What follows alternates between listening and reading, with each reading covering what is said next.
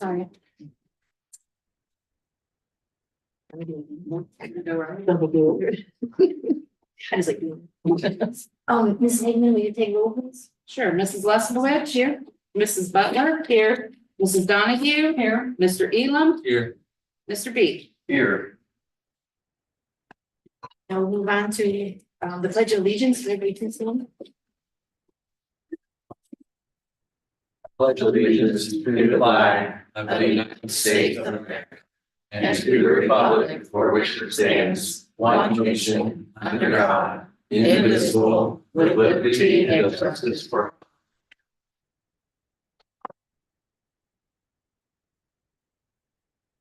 Then next we have the approval of the agenda. We have a motion to approve the agenda for tonight's meeting. Madam President, we have an addendum to tonight's agenda. Okay. So item 9, instead of it being recommendation for business. Number 9 will read addendum, certified personnel. Then everything will be numbered. Thank you. Is there anything other comments? All right, then we have a motion to approve the agenda with that inclusion of the addendum. Awesome. Would you take roll, please? Sure. Mrs. Butler? Yes. Mr. Elam? Yes. Mrs. Donahue? Yes. Mr. B. Yes. Mrs. Leskowitz? Yes. Next, we have the approval of the minutes from January 8th, both the order meeting and the regular, as well as January 18th, there's a special meeting. I have a motion to approve the minutes. Second. Would you take roll, please? Going quicker than me. That's all right. I have to one shorthand. Okay. Mrs. Leskowitz? Yes. Mrs. Butler? Yes. Mr. Elam? Yes. Mrs. Donahue? Yes. Mr. B. Yes.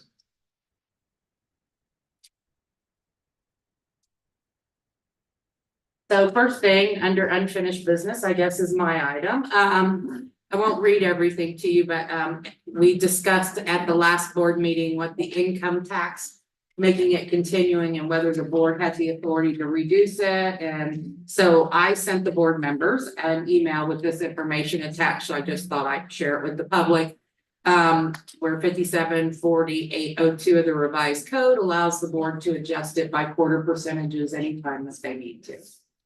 Then there was a question posed about how much it would cost the district to place that on the ballot. Let's see if I can do this. So I asked the Board of Elections to give us an estimate, and so their estimate to run it on the March ballot is $910 total. So that of course is an estimate, so we're paying for the materials and things needed. So if it's a little higher, it could be different, but I know we don't pay anything to place it there. So it's not like we had to pay $10 or nothing, but total cost should be around $910. And you paid that after the election? They take it out of our, what I call our settlement sheet when we get our taxes, we get them twice a year. Biannually is how you say that. And so they take that out before they send us our taxes. So they pay themselves first. Yeah, one other question for you. Mhm. Do you know, is that number split between all the other people? I who think have so, yeah. Issues on the ballot Mhm. in March? Yes. So that would be our portion of that particular. Correct. We all split the cost. That's why I asked them to provide the estimate because I wasn't sure how that calculation is done. So Mrs. Bruns, I think, was really helpful and got that information back to me as quickly as she could. So Well, one thing I discovered as I was researching is it is cheaper to do it on even number of years. On odd number of years, it's gonna cost us More. more money for us to do it. right. Yeah, I didn't think there's two outrageous. 90.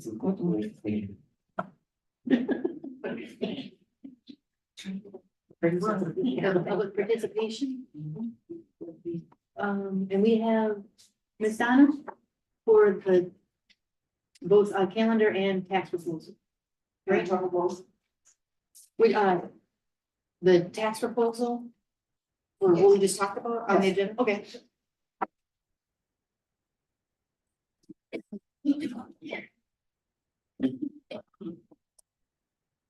Is this on? Can you make it on? Maybe switch, maybe I'm. Where it says on and on.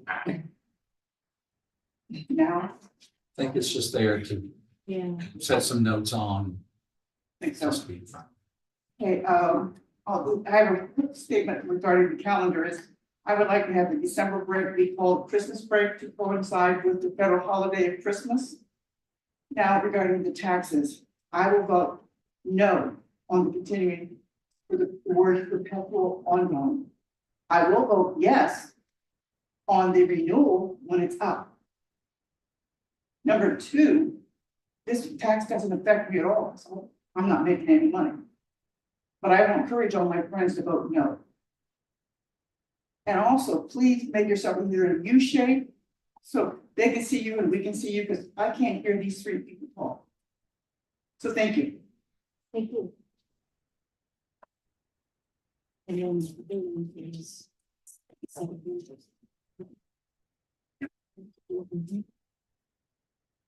All right, that was it for public participation on the agenda items.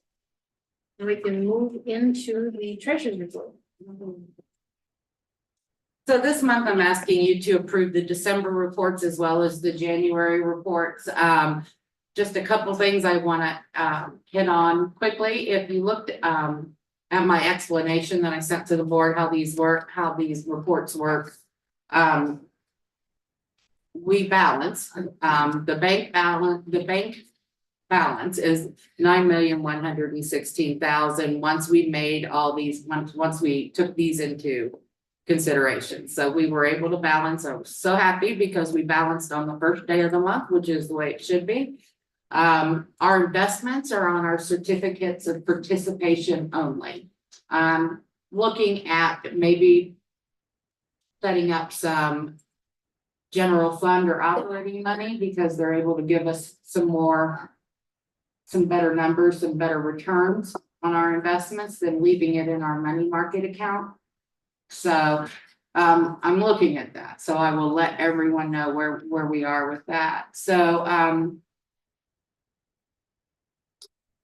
just to sort of touch on where our revenues are. Public utility for the month of January has been changed to tangible personal property. So that was fixed and this number was taken out.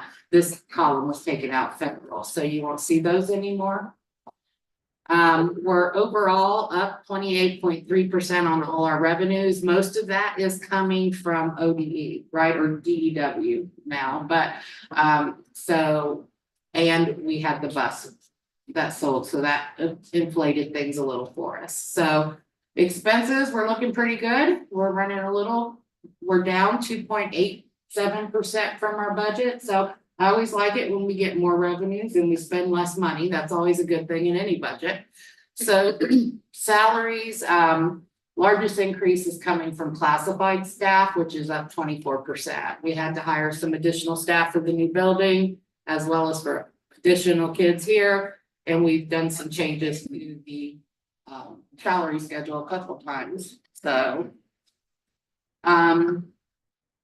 but we're coming in better. I anticipated in the month of December, we have 96 days of cash on hand. So our policy says we must have 60 and we have 96. So we're doing well with our policy so far. And then here's our construction analysis. We still have $1.2 million in encumbrances or outstanding POs because we're still paying for a lot of the things that are associated with the building project. So I'm not done yet. Even though the building's open, I'm still working on the project. So as that, hopefully each month we'll see those go down. So any question about December? Okay, so And I just want to make a comment too, that we had worked through all of these in the work session. correct. So if anyone is questioning or wondering why we're not asking questions, a lot of our questions have already been answered. So I just want to Put Yes. that on the record that we're not, we were paying attention and asking the questions and. Okay, so now this says tangible personal property and there's no federal column for you. So that compares to the GF report that you guys look at now. So, again, interest is up 20,000. We all know interest rates have gone up. I hope they don't start going down, but they look like they might. So overall, we're up 27.28% in revenues. This month, I'm hoping soon we will get our last installment of real estate taxes. So we'll get to see where we come out with that. So usually by the end of February, we'll see those. I'm hoping it doesn't get delayed and we're not looking at it in March, but so for February's reports, which I'll provide to you in March, we should see all of our income tax revenue, not income tax, our property tax revenue. Income tax doesn't come in. Overall expenses down 1.92, so we're still getting more than anticipated in revenues, and expenses are still under budget, which is always good. So we have 114 days of cash by the end of January. So again, we have 60, our requirement is 60 according to board policy, and now we're up to 114. Encumbrances didn't go down a whole lot, but that is where we sit right now with Fund 070, with $916,000 available for the projects. Any questions or anything I didn't cover last week or now? Thank you. Then we have the check register for your approval. We want to add these additional accounts because our teachers got some,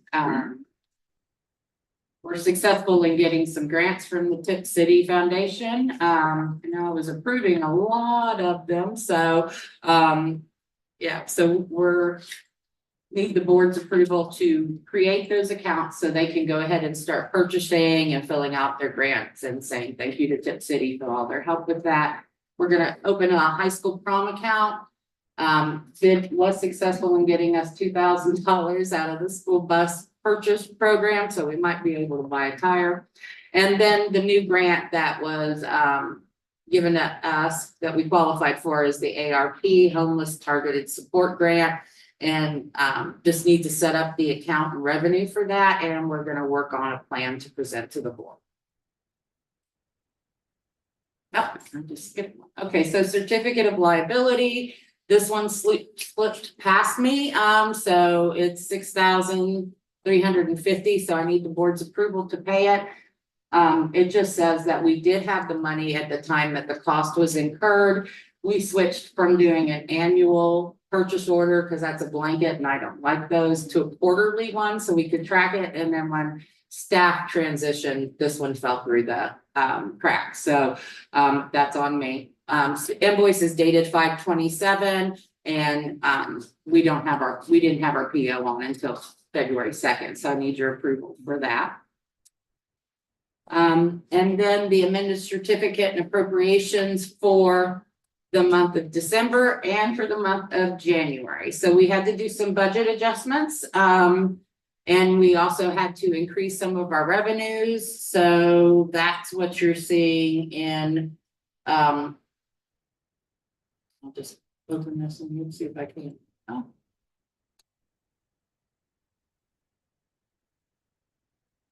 The summary, it tells you by fund where the month is and how much we anticipate getting in revenue. So it's my best estimate of what our revenues will be. And then our appropriation recap.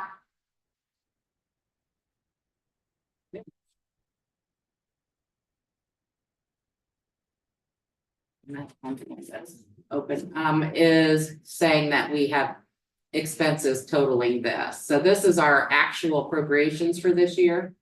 This is what was carried over from last year, and then this is our total. Okay, we shouldn't see a carryover POs that high, but with the building project, it's been going on for a couple years. Each year, we're going to try and get those down as we can. So, any questions about any of those? Okay, so then that's all I have, and I need your approval. Right, can I have a motion to approve the consent agenda for the treasurer's report? I'll move. Second. No discussion? Ms. Hayman, will you take roll, please? Sure. Mrs. Donahue? Yes. Mr. Elam? Yes. Mr. B? Yes. Mrs. Leskowitz? Yes. Mrs. Butler? Yes, Thank you. Okay, this, I forgot I put this in. I didn't forget. I didn't want to have it as a. Well, I was hoping, this is what is on my financial dashboard when I'm looking at the district's, cash balances and where we're looking and how we look from last year to this year. So I was hoping that if I printed it, it would show you guys what I see. But unfortunately, it doesn't put the series labels in there. So it doesn't tell you which year is which when I print it. If you guys are interested at any time, I can pull that up and we can look at it. But so usually at the end of every month or a couple weeks in, I will take a glance and make sure we're all looking good. And if anything jumps out, I got something to keep my eye on. So, but yeah, it usually, is what I keep it's where I do my 5 year, it's where I look at all that stuff to make sure we're okay. So if the board's interested in that, just let me know. Thank you, appreciate it.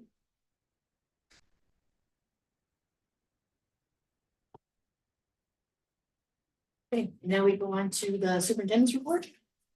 Thank you, Madam President. Good evening, everyone. Hopefully I'll speak loud enough for folks who maybe I'll turn sideways. We will reconfigure once we're gonna get everybody hooked up with laptops so you can kind of follow along, and then we'll turn the open part of the shoe Yes. to the group, and then they can look at the screen. But next month we'll have that ready to go. So important dates, College Credit Plus meeting is coming up very soon, the 22nd, so that's Thursday. Our last parent teacher conference is March 7th. A real important meeting because we're about a month out from our state testing, and we will have done next iReady testing, which is new for us this year, just to kind of see where everybody's at. See if there's any last minute interventions that we can do before we go into state testing. So then March 7th, we have art show. Encourage folks to get involved with the BES PTO on March 11th. And then we're back at another work session on March 12th. March 19th is election day. We have a remote learning day for the middle school and high school again, because Bethel Hall will be used as a polling place. And we want to make sure we can have some sort of education and not have that day count against our school calendar. And then March 19th, we'll have the board's regular meeting.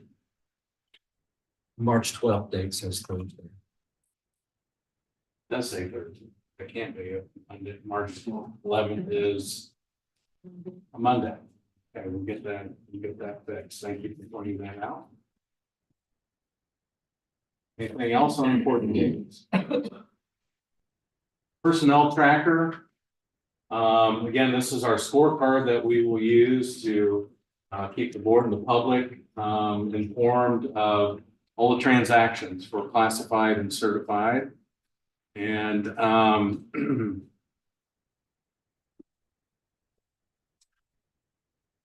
Jerry, have we? Yeah, there you go.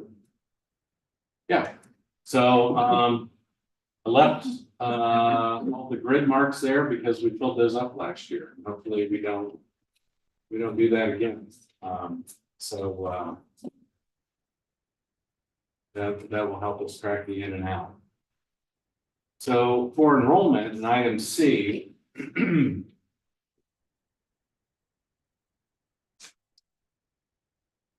think at the last meeting, someone asked for enrollment categories. So there you go.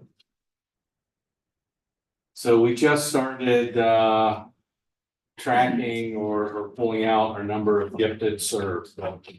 So these are a disaggregated group, or at least a couple of them. How many kids attend the Career Center, grades 10 through 12, gifted, K through 12, students with disabilities, K through 12, and English language learners. And so just again, different look, different breakdown of our overall attendance. I just had a quick question. Mhm. What makes the Career Center numbers change? Because shouldn't they should be the same when they start, no? Can they, Kids drop out, move, oh, okay, and then but they can't, nobody can hop back in, right? I mean, they can. they can, if you get move in, somebody moves into the district and they were at a, another involved with a Career Center at another district. Oh, okay. Yeah. And they let them, okay. Yeah. I thought that once they got into the thing at the beginning of the year, then that was it. It was, okay. Usually see the number go down. Right, yeah. So, and then the enrollment chart has our running total, which we were down 14 students in January. I did. Yeah. And then I'm always curious to, again, compare us to where we finished last year. And so we're still up from where we finished last month, 72 students.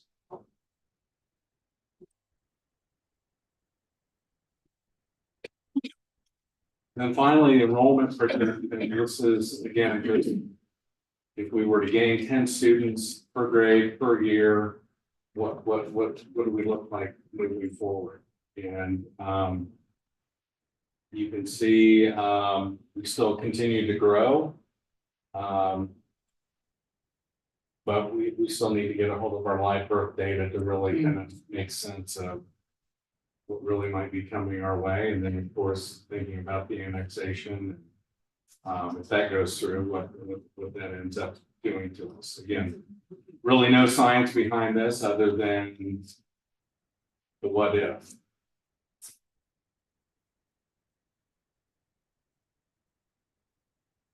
Class of 2024 update. So I met with Mr. Slope and Ms. Burrell. And out of our cohort of 132 students, and we have just 11 that are either credit deficient, have yet to attain the qualifying score in the Algebra 1 test or English 2 test, or are deficient in earning industry credentials to get enough seals to graduate. And so of those 11, the breakdown is two of those are credit deficient. The other 9 either have to hit marks on testing or achieve more points in seals. Is there still hope for them? Oh, At yeah. this point, is there? We're working hard. Yep, we're working hard. Now, what this doesn't, we still, I think we have 4 students that are on IEPs, and that is always, they have the option to defer. And so that's also a number that can impact our 4-year graduation rate. So right now, the good news is that 0.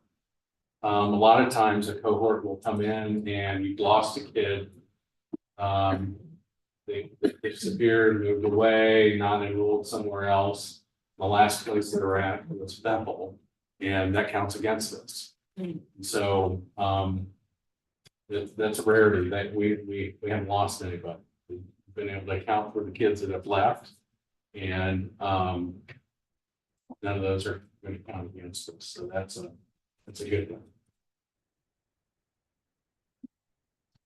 And that number was a little bit higher. I will say at the start of the year, at the credit recovery has been, we've had 37 credits earned at semester time. In the credit recovery room, and most of those were seniors, so that's a good thing. And then, yes, question? No. Okay, Oh. yeah, I'll answer. Yeah. question. I'm sorry, on that, are the four that you mentioned, are they part of the 132 number? The four students on IEPs, yes. Mhm. And then we're bringing back special presentations, and next month, we will have Miss Claire Preston, who is serving 2 days a week as our EL coordinator with the Montgomery County ESC. She's going to come and give an overview of the work that's been done with our EL students and our new staff that we brought with this year. In April, we're gonna have Mr. Damon Smith, our athletic director, give us an overview about OHSAA, and vision for the athletic department. I think he's been working on some kind of strategic plan. And also we're gonna throw in there a look at paid play fees. It's kind of an update on what's current practice in the area and our conference and our own history.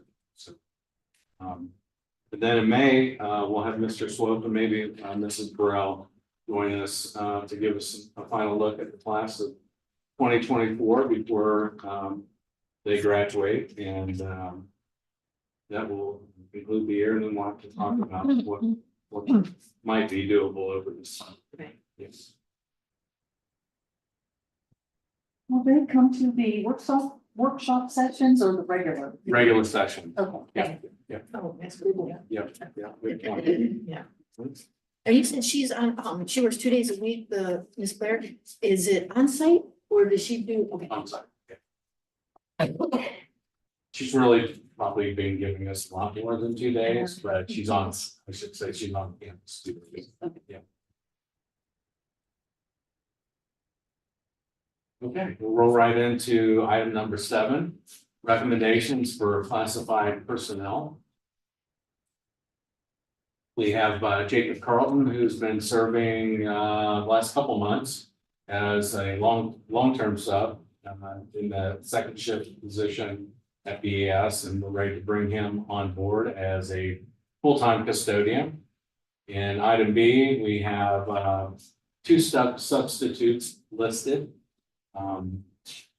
We've added one since our work session, in Deborah Tringali, and she'll serve, she'll substitute in food service, mostly at the middle school and high school. Request for leave without pay from our healthcare clinician over at the elementary, Mrs. Weber. Resignation of Sarah Taylor at the elementary, our elementary secretary. Wish her the best and thank her for her time here with us. And that is, those are the 4 recommendations under classified personnel. Is there any question? Motion to approve the consent agenda for classified personnel? Motion. I'll second. Any discussion? All right, Ms. Hagan, will you take roll, please? Mrs. Donahue, Yes. Mr. Elam, Yes. Mr. B, Yes. Mrs. Leskowitz. Yes. Mrs. Butler. Yes. Okay, on to item 8, recommendations for certified personnel. Item A is a change in degree status, moving up the pay scale for Zoe Gagnon. Congratulations, Zoe. Item B is employ long-term sub Zachary Marinelli for middle school PE for Mr. Garland. Item C is a salary change, which is necessitated by ORC for long-term subs who go beyond 60 days after stringing together 60 days. So what I'm looking for. Consistent. Consistent. Consecutive. Consecutive, that's the word we're looking for. Thank you. Item D, I'll back up. Heidi, thank you very much. You've done a great job for us now, at least 22 years here, stepping in some tough spots and helping us out. Item D, we have 3 requests for leave without pay, Karen Dirks, Joshua Garlow, and Molly Wiedemann. Item E is our monthly substitute list from the Miami County ESC. And then our supplemental contracts in item F for the spring season.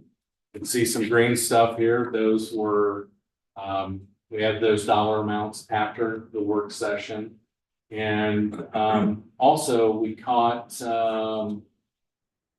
correction in steps for Mr. Vesco and Mr. Furstenberger. Now, Mr. Furstenberger's didn't impact his salary amount, but it did for Mr. Vesco. Kudos to the fiscal folks for again having the time to dig and look back and figure those pieces out. Those are the only two step changes. And those dollar amounts again you are adding since the last meeting work session. Those are the certified personnel recommendations in item 8. Right, can I have a motion to approve the consent agenda for certified personnel? Second. Is there any discussion? I just wanted to ask one question, the 50% people, are they going to share days as well? I'm just curious, 50% of the pay, so they're gonna work like a couple days each, take turns, or just wondered if you were privy to that information. Not privy to that information at my level. I've seen it work that way. I've also seen it cut up and not cut up. Just that's the way to get somebody that's been volunteering a little, 2 people volunteering, only 1 supplemental, splitting it and giving it to them, even though they're giving the same amount of time. Yeah. That's exactly what I was wondering. Yeah. And it's nice that there's enough people that also want to do that. Mm-hmm. For sure. Mhm. Any more discussion? All right, then we'll vote. Please vote roll. Mr. Elam, Yes. Mr. B, Yes. Mrs. Leskowitz. Yes. Mrs. Butler, Yes. Mrs. Donahue. Yes. Okay, number 9 is the addendum for certified personnel, and we have we're requesting the approval of the resignation of Danny Elam III, high school teacher, effective February 20th, 2024. Do I have a motion to approve the resignation of Daniel? Have a second? Discussion? We're going to vote. Could you please take the, yes? Oh, yeah, sorry. Okay, Mrs. Leskowitz. Yes. Mrs. Butler, Yes. Mrs. Donahue, Yes. Mr. B. Yes. Okay, on that. Abstain. I'm sorry. Yes, you abstain.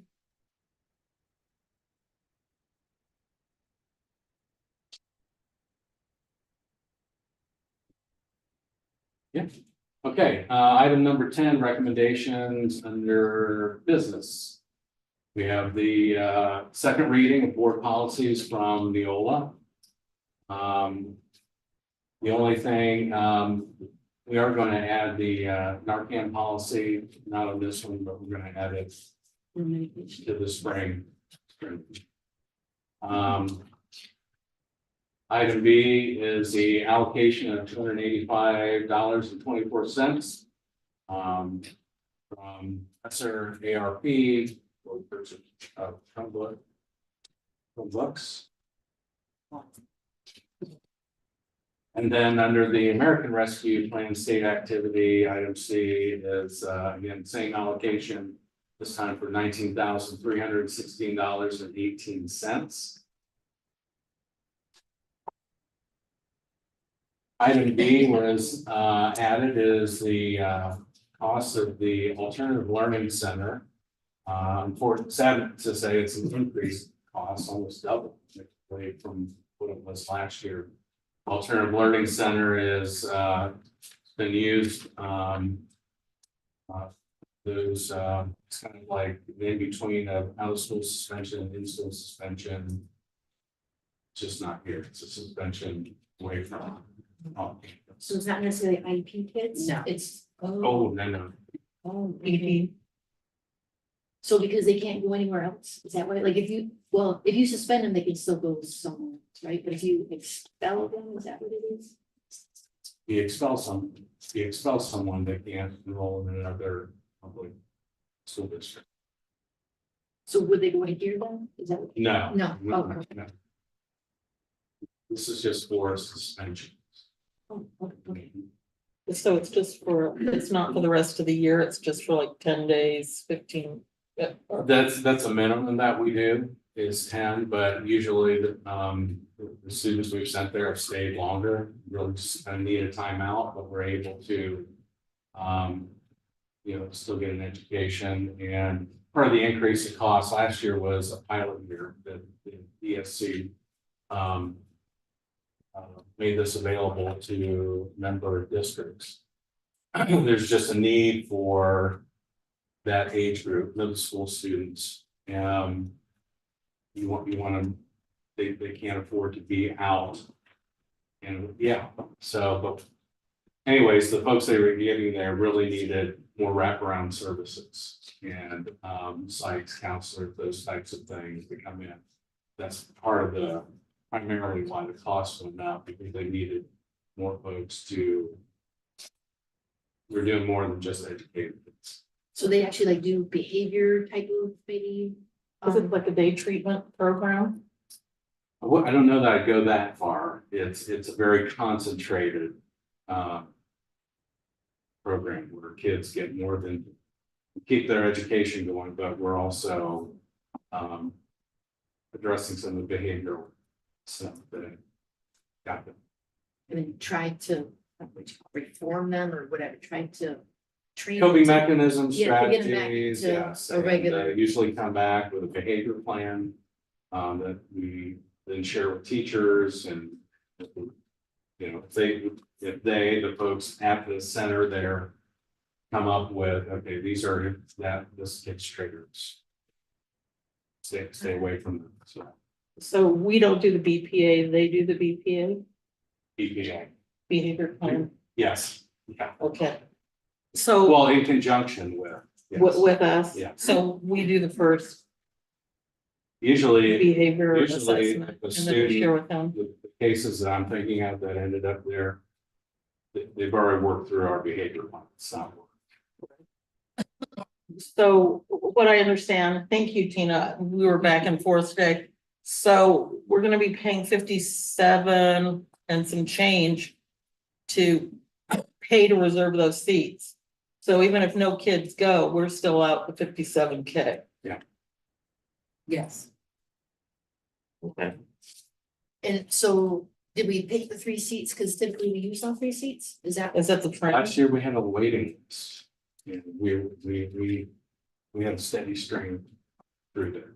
And so we did increase, last year we had 2 seats. And so,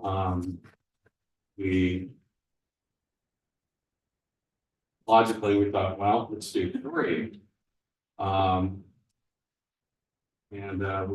now we're in a period where we just had 2. Can we sell them to other schools? Like you said, there's a waiting list, so can you like rent it out? Yeah, I can ask Mr. Larson about that, but there are several districts that are participating, and that's just. We haven't found a way to get around that.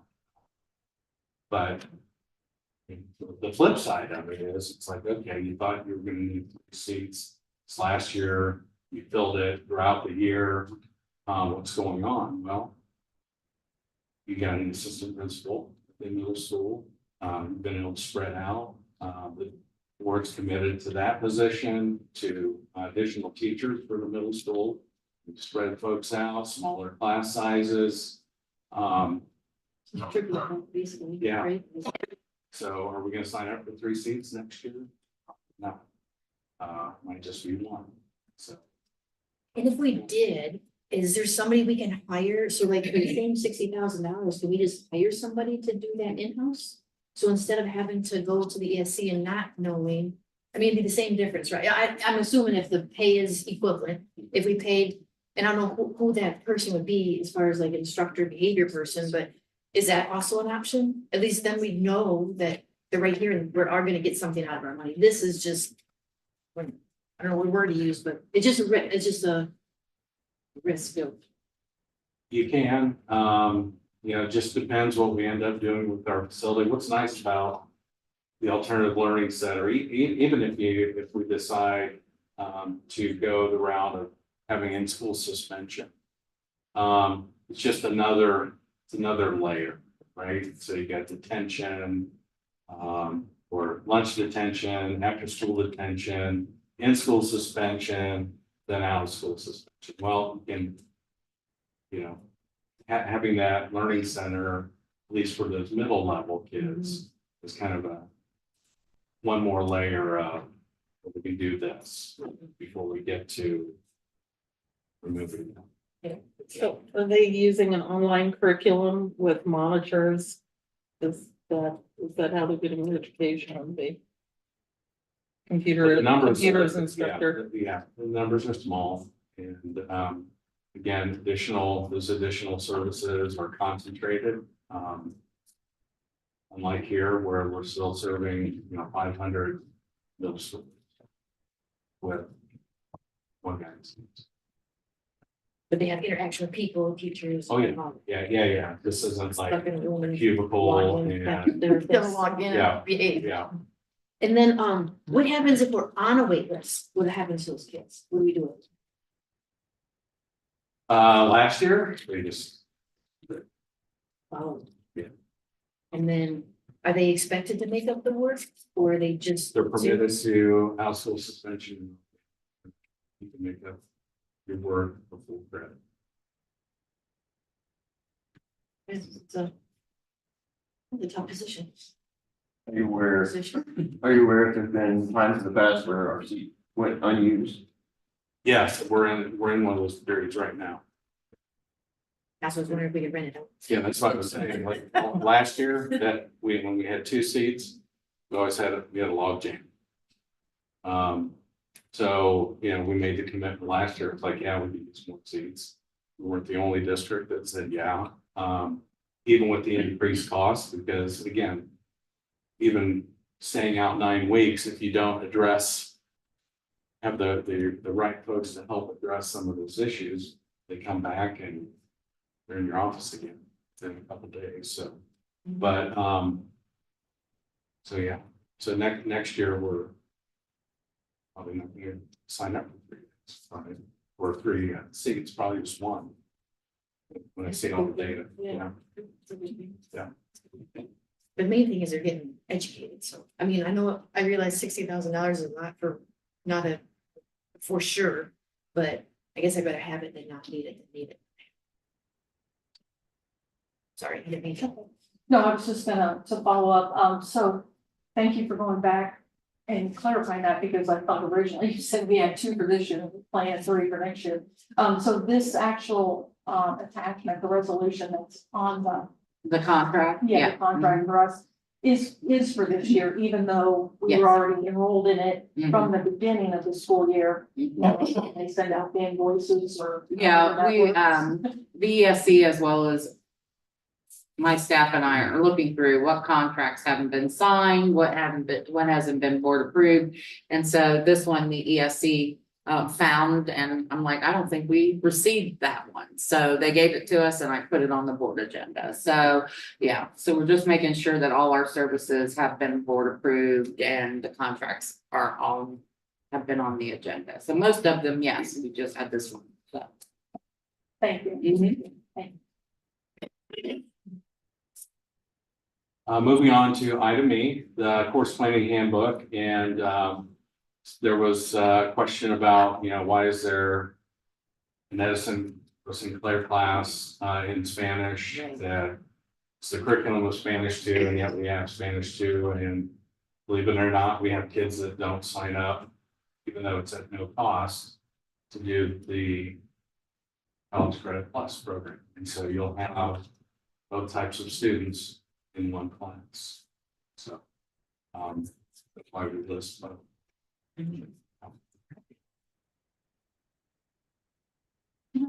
Mention that not, however you want to look at this, on page 4, I noticed a couple, times the OBE was referenced. Does that need to be changed at this point to the DEW? Might just want to make a quick check on OBE and see if it was all corrected, if it's important. Page 4. Page 4 of It's like after the, after after the new class. title page. Yeah, Yeah, the title yeah. page, yeah. Yeah, take a look. Thank you.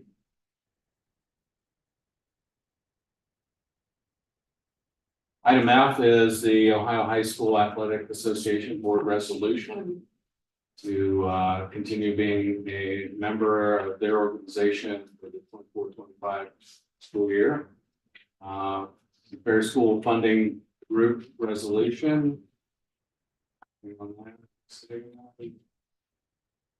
As we discussed in the work session, this is to continue pushing for the fair school funding plan. This is an advocacy group or lobbyist. So our cost is like $500, a little bit of over $580.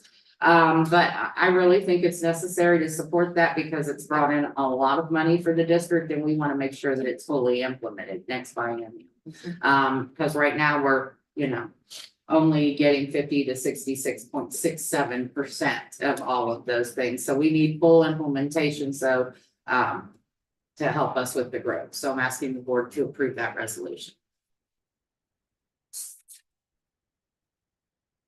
And then item H is the approval of the resolution on annexation. Mr. Donahue is primary author there. Any additional words? Yeah, I'll offer that, I'm based on where we are with the petition to annex 296 acres into Beaver Heights, on Orange Trails. That following the precedent of the previous two boards, once in October 2021 and then again in April of 2022. This resolution follows along and offers that the school board objects or opposes annexation based on the fact that the school district will have some concerns with the additional homes being added, the students that will come along, and as well as for the community with the traffic and the infrastructure that would need to come along as well. The trustees, the original petition was filed in January. The Bethel Township trustees also approved a resolution to oppose annexation on February 6th, and then the Miami County Commissioners then released a letter on February 7th as well, indicating that for the same reasons, the infrastructure and the impact about the local school district and the community, they were opposing the annexation as well. So just following along as the previous two boards have done, just wanted to present this resolution in support of both the township and the county on this issue. Thank you for your time. Thanks. Okay, item I is a club proposal for the high school, a photography club. And then we round out the recommendations under business with a donation from Victory Wholesale, to the boys basketball program for $9,000. Thank you very much for that generous donation. That's the business agenda recommendations. Excellent. I just had a question on that. So do we go back and do we send them some sort of thank you to explain how we earned the money or what it was used for or how we applied it, or do we do anything like that? I'll ask. And if not, can we? Yeah. So they can see what their money went toward? Great, so now I will ask for a motion for the approval of the consent agenda for business items. Almost. Second, I'll second. any discussion? I have one more. Discussion, like, Tina, just a minute. Could you go back to the policies at the top of that, please? Sure. I just wanted to check on one of them, yeah, okay. So I know the ones that were first read at the end of last year. These two down here. Yeah, those three, yeah. Well, the 6,700, is it there? But it's up above. Yeah. Yeah. It looks like everything that we were questioning stayed the same. So there was, even though some of those definitions were removed and then used later on in the sentence and some of the further descriptions, that was just gonna stay, nothing can be done to fix that. No, I have to apologize because I have not had a chance to get with Mr. Brisbane yet to go over some of the notes that I had in these.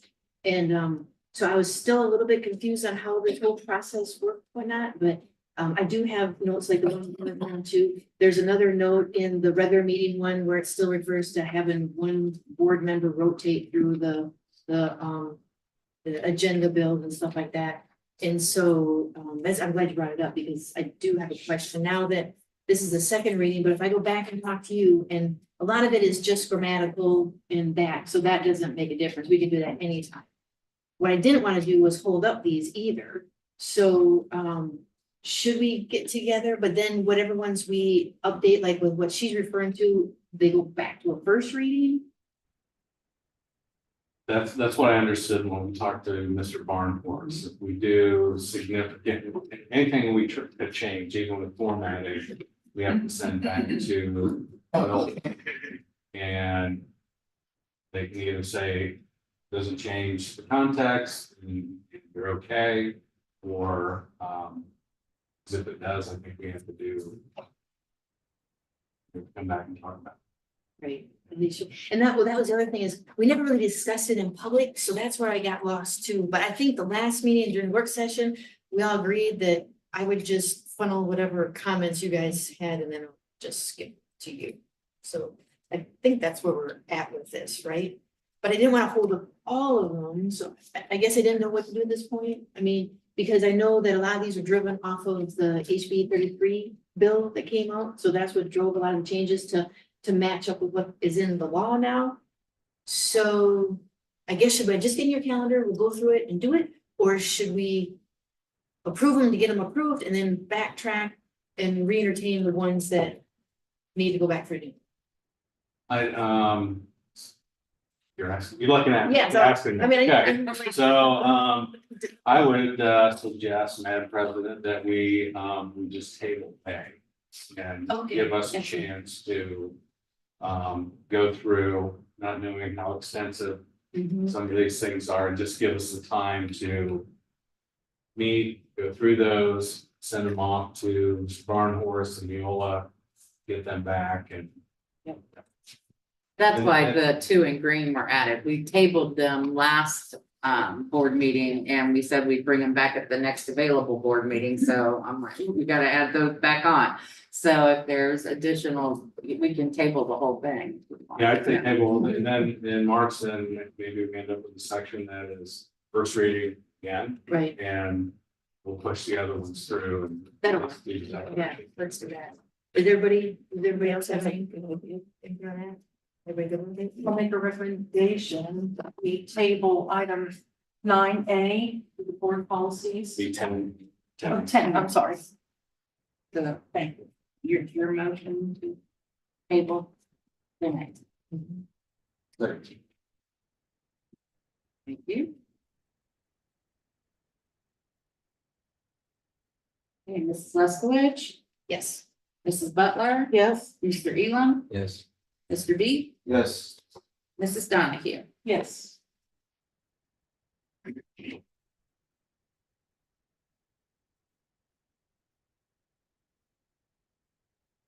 Oh, Item do we B. vote now? And do I have a motion to approve the consent agenda for business items He says A through B. B through J. So is that, it was not Mrs. Donahue and Mrs. Butler, are you okay with that revision? Yes. Now, right, we have a motion. Elvis, second. No more discussion. Oh. Mrs. Butler? Yes. Mrs. Donahue? Yes. Mr. Elam? Yes. Mr. B? Yes. Mrs. Leskowitz? Yes.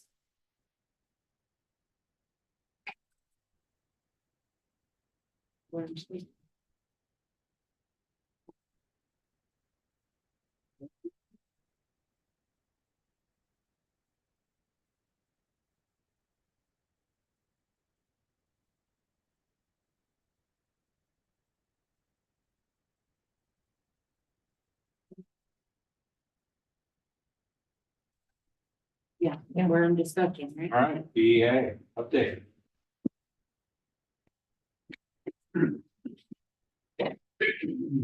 Alrighty. Couple things went around in the different school buildings. So the primary celebrated 100 days last week. The pictures were on the socials. They're very, very cute. Been 100 school days already. Also grades 3 through 5 are using the Finch robots. And from like the teachers I spoke to, they are amazing and the kids are absolutely loving them. I'm told that possibly the middle school and high school will be using them soon as well. In the junior high, sat down with 6th grade math today. They're working on ratios as well as two-step equations and inequalities. Whatever. No, seriously, that's fantastic. In the high school, let's see, US history is finishing up World War II and starting the Cold War. Start talking about the Red Scare, not the UD program. And Mrs. Porto asked me to remind everyone that today is the deadline to register to vote if you want to vote in the March 19th presidential primary. If you are going to turn 18 by November, you can register to vote and vote in this primary. My daughter did it yesterday. She won't be 18 until August, but she can vote in this March primary. So today is that deadline as well. I wanted to say thank you to Heidi Penning. She stepped in and we had conferences last week. And she didn't even have to be here. She's a sub. And she had the most. And she stayed after the fact. So kudos to her. She is a rock. She's the GOAT. She's fantastic.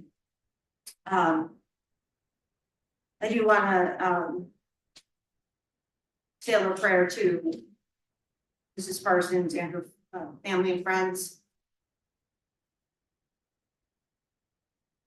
Yeah, that's rough. And then finally, the staff is very sorry to see the resignation of Mr. Lee. Very nice.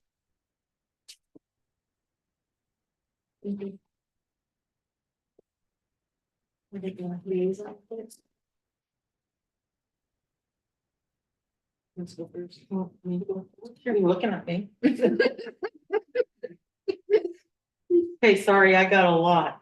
So I'm student activities and I sent out an email to all the advisors of all the groups that I could find, and I got quite a bit of information back that they want to share with the community. And of course, our music department's like all over it and gives me a lot. So let me just start and I'll just tell you what I'm doing. I'm going to read through this. Band currently is preparing for the OMEA large group contest on March 16th at Bell Fountain.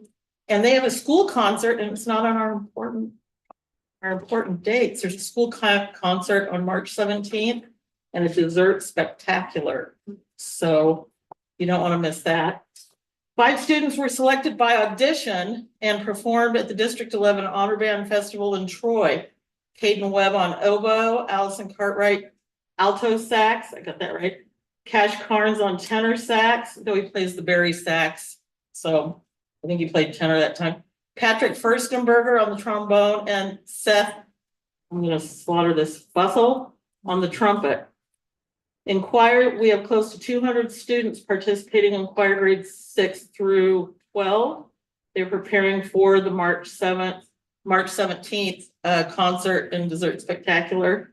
The high school students will get to participate in a clinic that's being conducted by Dr. Nager of the choral studies at Wright State University. And he will be here to help them prepare for that concert. So they're pretty excited. Music Boosters is doing a cookie dough fundraiser that kicks off on the 24th and runs for 2 weeks. And they appreciate any participation. High School Musical, April 12th through the 14th, Mamma Mia. 38 students in the cast, 20 in the crew. And it's going to be another wonderful show, they tell me. We have 75 students participating in Muse Machine, one of the oldest in the area. The students attended the Dayton Valley performance of Swan Lake, and they will host Met Opera live stream workshop for the opera Carmen. And other Muse students from area schools will also be in attendance, so they're looking forward to that. They're planning some field trips to watch Hadestown featuring 19 grad Samantha Leal and also The Lion King at some date. The Bethel Thespian Troupe have 43 inducted members at this moment, and they're planning a trip to Troy High School March 1st to support Troy High School's troupe. Invitations have gone out to students who qualify for induction through their theater-related experience. So that's what's going on in our music department, and they're slaying it. Tabletop Gaming have 15 students participating. I don't even know what I'm about to read, but I'm going to read it. The students organized a Dungeons and Dragons type campaign focusing on Transformer franchise. So whatever that is, they really enjoyed it, and they're getting to know each other and have a great time together. So I'm glad they've got that. Power of the Pen for our middle school writers. 20 students are participating. 4 will compete at the regional contest at Wittenberg University on March 2nd. They qualified based on their performance at the district contest and ranked 50% or higher than all writers participating in Ohio. And the state contest will be held in May. Power of the Pen is open to all students, grades 6 through 8. You don't have to compete unless you want to try out to do so. They meet once a week after school, and they have loads of fun together. STEM Club, which used to be Robotics Club. 6 students are participating during their lunch break and after school, preparing for Extreme Bots competition. You gotta go see that. Battle bots, gotta love them. March 23rd at the Clark County Fairgrounds. They will be competing in the 3-pound battle bot competition. So, if you don't have any place else to go, it sounds like it's gonna be wild. The Bethel STEM program is a career tech program through MVCTC. And I guess one of the requirements, Stephanie Davis told me, is that they need to be affiliated with TSA, Technology Student Association. And she will be attending a conference in April to learn about the TSA competitions, so our students can participate in those next year. So she's super excited. And now, even better, 6 students competed in the industrial robotics class at Miami County Science Day on February 8th. James Henry and Avery Murphy presented their project called, these are big titles, folks, Building a Tank to Drive Over All Terrain. And they received an excellent rating for that. Well done. Parker Bass and Mariah Rout presented their project called Kevin the Catapult, Designing a Throwing Partner for Baseball Players. And they received an excellent rating. And Gavin Mullins and Matt Carnes presented their project called Designing an Apparatus to Encourage Better Posture in Schools. That just rolls off your tongue, doesn't it? Well, they received a superior rating, and they will move on to District Science Day at Edison Community College, March 9th. I mean, we're slaying it out there. We gotta, put that out there. Boys basketball, TRC Mike Hallig, second team, all District 9 team. Cameron Aarons received honorable mention, Eli Lowry, honorable mention, and Malcolm Pittman, District 9 Assistant Coach of the Year. They will play Thursday in the first round sectional play at Springfield High School versus Bell Fountain, 8 p.m. Almost done. Girls basketball, TRC, Izzy Halleck was received honorable mention, Zoe Drummond, honorable mention, and now the big news. 8th grade girls won tonight, making them 37-1 for the last 2 years, with 2 conference titles and 2 tournament titles. Go girls. And they are something to watch. I've had the opportunity this year. And it's really exciting to watch them play. Congratulations. And wrestling, I'm about to slaughter a few names here. TRC conference meet, we placed 3rd out of 8 teams, which is exceptional. Our 190-pound champion is Alex Kuchiev. Okay, our 175 was a runner-up, Chase Still.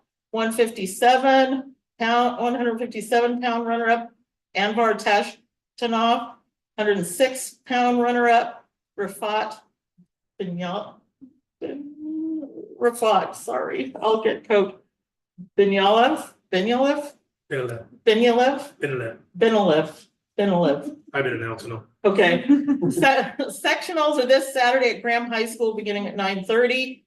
Bowling, and this is it. District qualifiers, Austin Blake, Braden Crace, Kylie Thornton. There are great things going on at the Hive. And I'm gonna give props to everybody and to all those advisors who, if they are lucky enough to get paid pennies on the minute and love their kids and love doing this. Thank you. Yes, thank you. And thank you for the update too. That's fantastic. I may need your notes. I Didn't lost get that? track. I didn't get all that. Yeah. Thanks.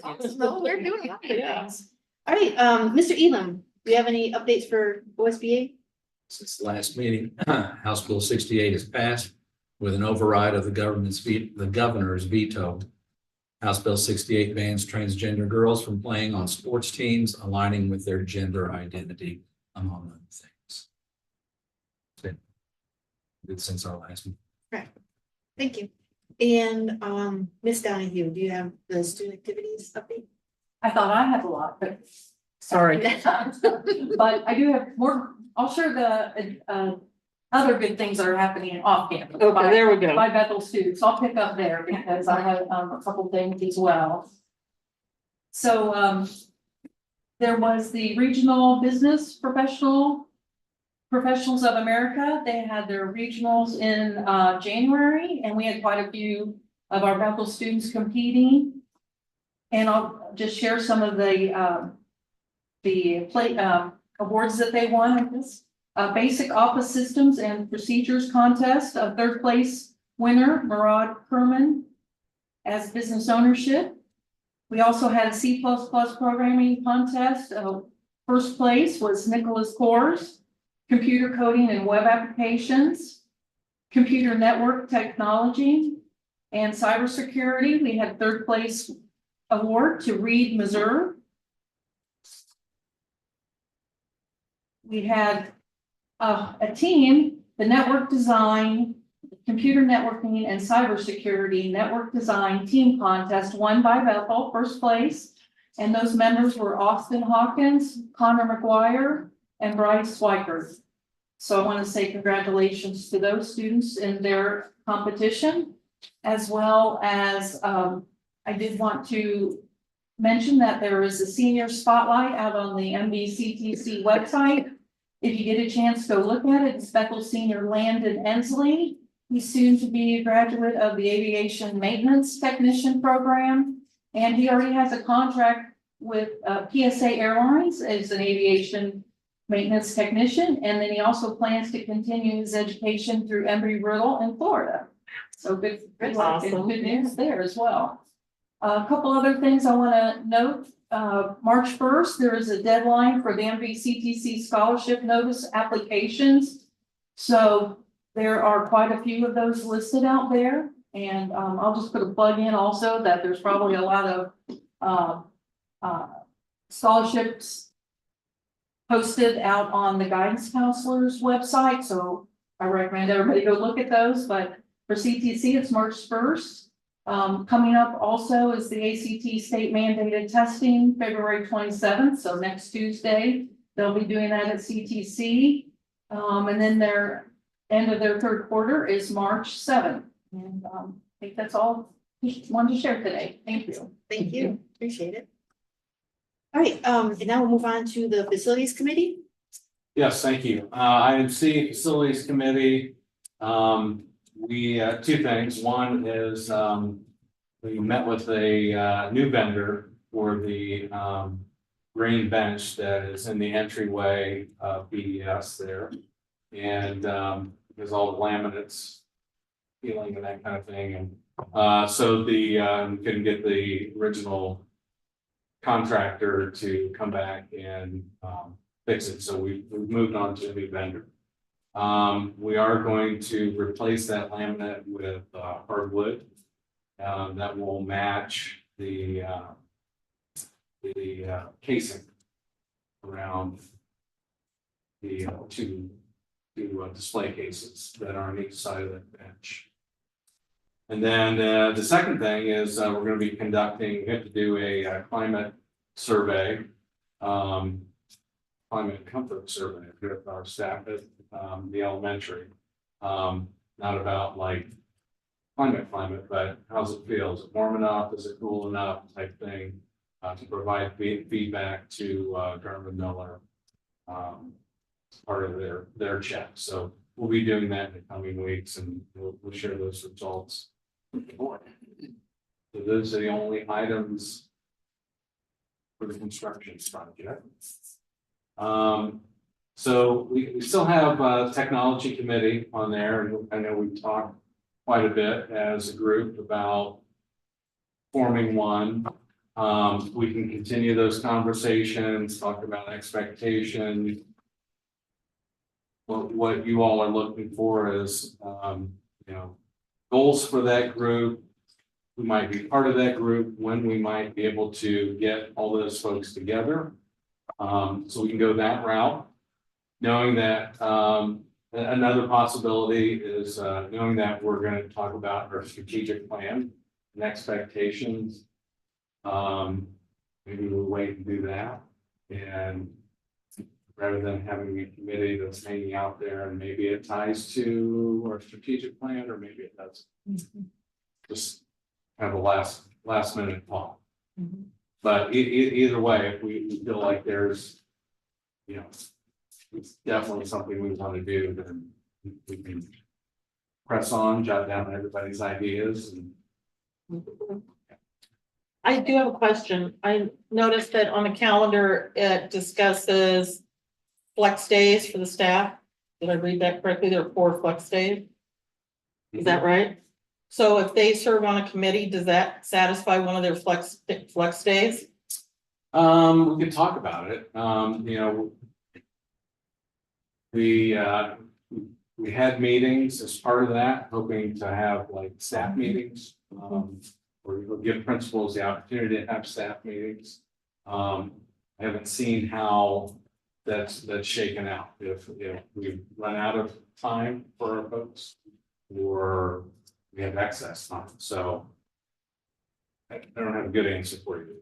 Okay. It would be a possibility. Uh-huh. If it's like, if I get back from the teacher, it's like, yeah, a lot of us still have, we're 3 months out from finishing, and we still have some time to make up. For sure, there's room, but if folks are getting ready to max out, you want that type of, does that make sense? Yeah, Yeah. because, well, our tech committee isn't formed yet, so if we met quarterly, it's possible that a teacher could say, I'll serve on that committee and use my flex day. Yeah. Possible? Okay. Could you guys explain the flex day real quick? Is that all right? How does that work? It's, okay, they have to work doing something. I mean, it's like they're forced over.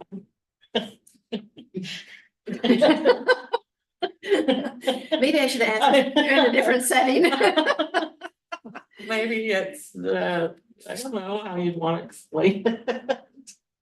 Somewhere before I got here, but those were part of the calendar, and it probably stemmed from contractually teachers are paid for 184 days, and at some point in the calendar they can only get 181 or 180 or 182. We know teachers do a lot of stuff getting ready during the summer, and that was probably a very nice gesture to say, okay, look, with those leftover days, you know, there's prep that they can do, and we get that counted towards that time. And the teachers have a log that they filled out and to verify that they use that. So it's like the days that when the kids don't come to school, but they still have to? No, That's not. outside that, Oh, okay, outside that. okay. Yep. Yeah, anybody else have any comments about the technology committee? I like the idea of just maybe waiting and seeing how we can roll that in and with the strategic. I do too, because, so this came up during the organization meeting. And we voted on it, but I don't know that we had a good understanding of what we even needed at the time. It was just something that had been a carryover, is I think the way that I interpreted it. And so then after doing some research, so then we've got two different kinds of committees. It could either be a board committee or it could be administrative committee or a superintendent's committee. Sometimes they call them those two, from what I understand. And so if it's a board committee, it's typically those committees that we would ask to be put together to feed into something that we need. So let's say if we had a policy committee, then that would be benefiting us because we need a committee to go out there and define whatever policies that we need, bring them back to the board so we can make a decision based off of whatever they gather. The administrative committee could be, an example would be a technology committee that's run in-house through the school, and it might be something that you might need for the people within the school to identify requirements. So that would be where Mr. Cook would run that committee as a superintendent's committee, collect the requirements, and then feed those to you to build the budget out. The difference between the two, the board committee and administrative committee, the board committee is falls under sunshine law. So if we were gonna make any kind, and it's not a bad thing, it's just that it makes sense because the board committee is established to feed us information that we need to make a decision. And so you have to advertise it, you have to take minutes, you have to have it in a public forum and everything that applies to the sunshine. The other way, the administrative committee or the superintendent's committee, whatever you want to call it, none of those are on the table. You just do your normal business. If Mr. Cook decides to have a meeting on the first Thursday at lunch or, you know, in the afternoon or whatever works for everybody, and then he would, however you guys would want to do it, you guys would figure out who's going to be on the committee, what's the purpose of the committee, what do you need it for, and so on and so forth. So I guess I'm with Natalie, with all that said, that I, as a board member myself, I don't see that I need any information on technology right now. So I'm leaning toward that would also be part of the strategic planning, where maybe that committee is established in-house as administrative committee to feed into the strat plan and eventually the budgeting as well. But that would be my input for a facilities committee.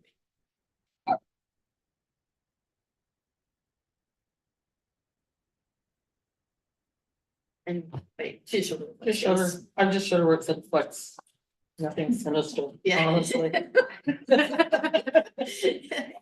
Does anybody else have any input on? That was a good explanation, and I feel the same way. Okay, good deal. So if there's a consensus with the board, it is something we'll take off the agenda until after we've done our Yes. strategic. I think so. All right, And then I do like committees. I'm a just a warning or heads up, however you want to look at that. Yes, Okay, we got it. you know that's coming. Policy and committees, objective. Yeah. All right. Yes, We can always revisit that if we need to do anything different. Correct. absolutely, yeah, yeah, so I think we're all in agreement, right, that we'll just. Yeah. Now on to the Calendar. So you pop up Cal B3 there, please. I got an email early this morning. We miscounted. Yeah. So this is our latest version, just a tweak. We had miscounted, I think, was it March, I think, Aaron? And this represents that, or May? October. Yes, because we had 22 up there. So that fix really no change to start days or teacher work days or anything like that. So again, we start out to building the school calendar to get as many instructional days being teachers with kids before April 1, which is usually when testing is getting ready to start or starting. And so, and then we work from there. And then we keep kids, we don't schedule kids' days during Fair Week. So we found that out last year. So, but we are going to have our adults in for 5 days. We have a lot of training to do with the new dyslexia training and that having our support staff trained in that this coming year, as well as the science of reading training that hopefully we're going to get some stuff from due in March, so we can start filling in those days. But so that's our work thus far, and we don't anticipate any additional changes. We will put it on the website for folks to look at, and obviously it's on our agenda, so it's there. But this will become a voting item for the board then next month. It is the, what do you call it, like duty hours, the class day, the start time and end time, is that the same? Okay. What's on April 18th? April 18th is an in lieu of day for spring conferences. Yeah.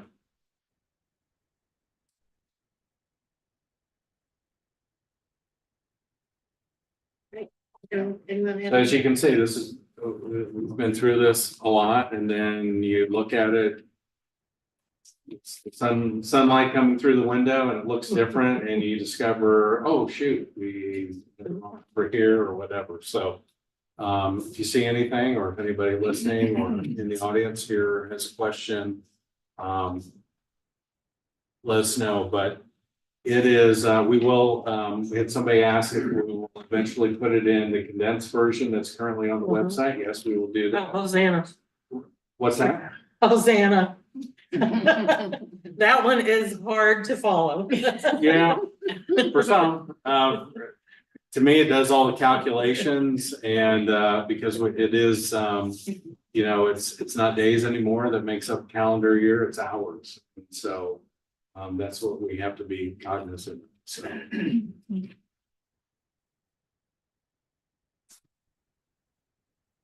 Okay, so on to proposed new positions. And there are a lot of them, and I need to, it's a big ask, but I think we have big needs. So you know, the public view right there, we looked at the administrator to student ratios in our county and compared Bethel with the county. And you can see the elementaries that are in Miami County have one administrator to 207 kids. Right now, we have an administrator to 465 kids. Yes. I just have a question about that. As I was going through those, I noticed that there isn't a consistent.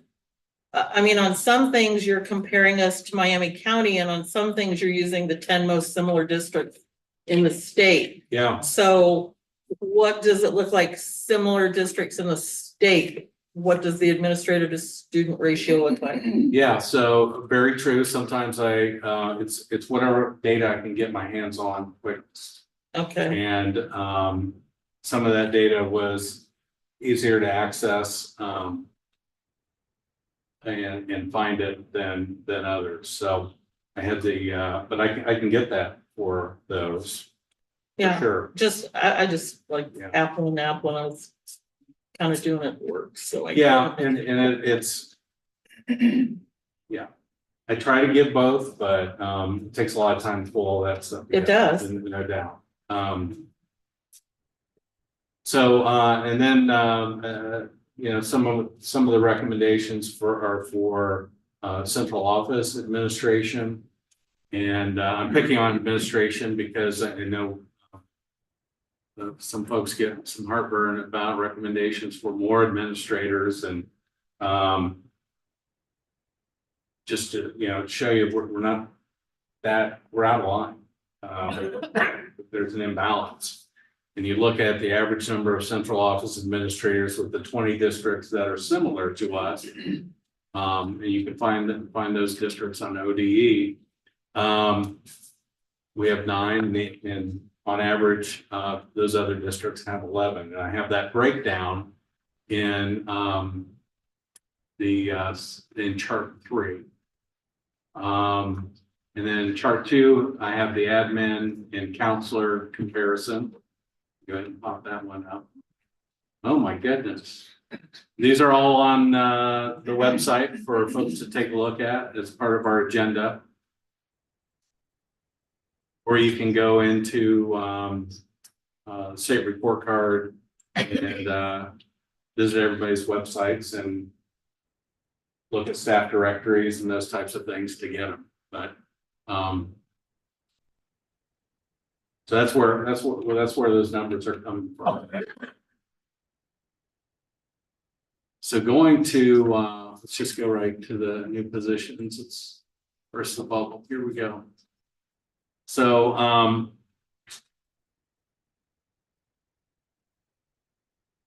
have these in order going from left to right.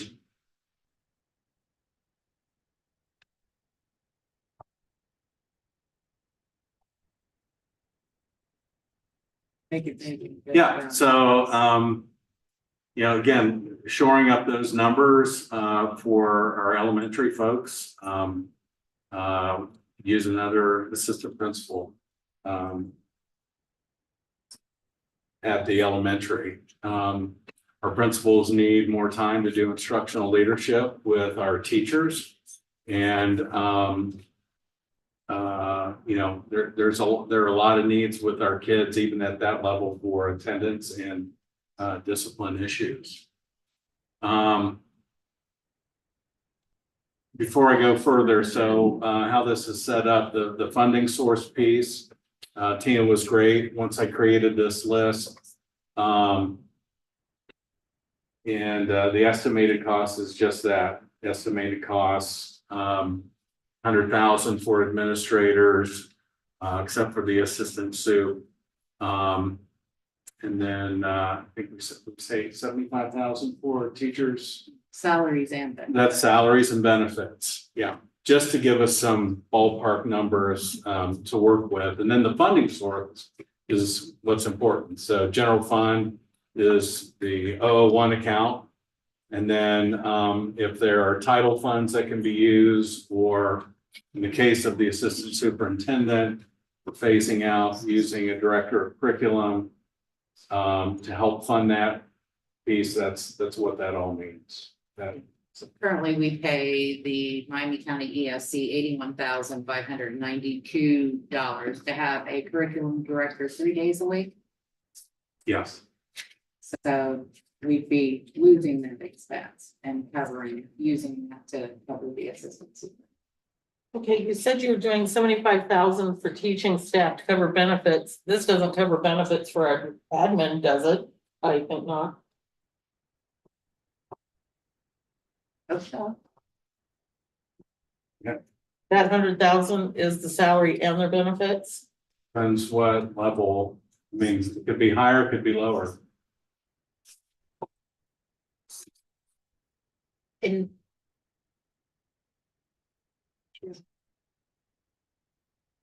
so I'm gonna ask my one ladies. So the curriculum, you said you're getting rid of the curriculum director, but would there possibly be a need for a different type of curriculum director? Are they not just? So I getting rid of would it? move some of those responsibilities to the principals. And some then overseen by either the assistant superintendent or the superintendent.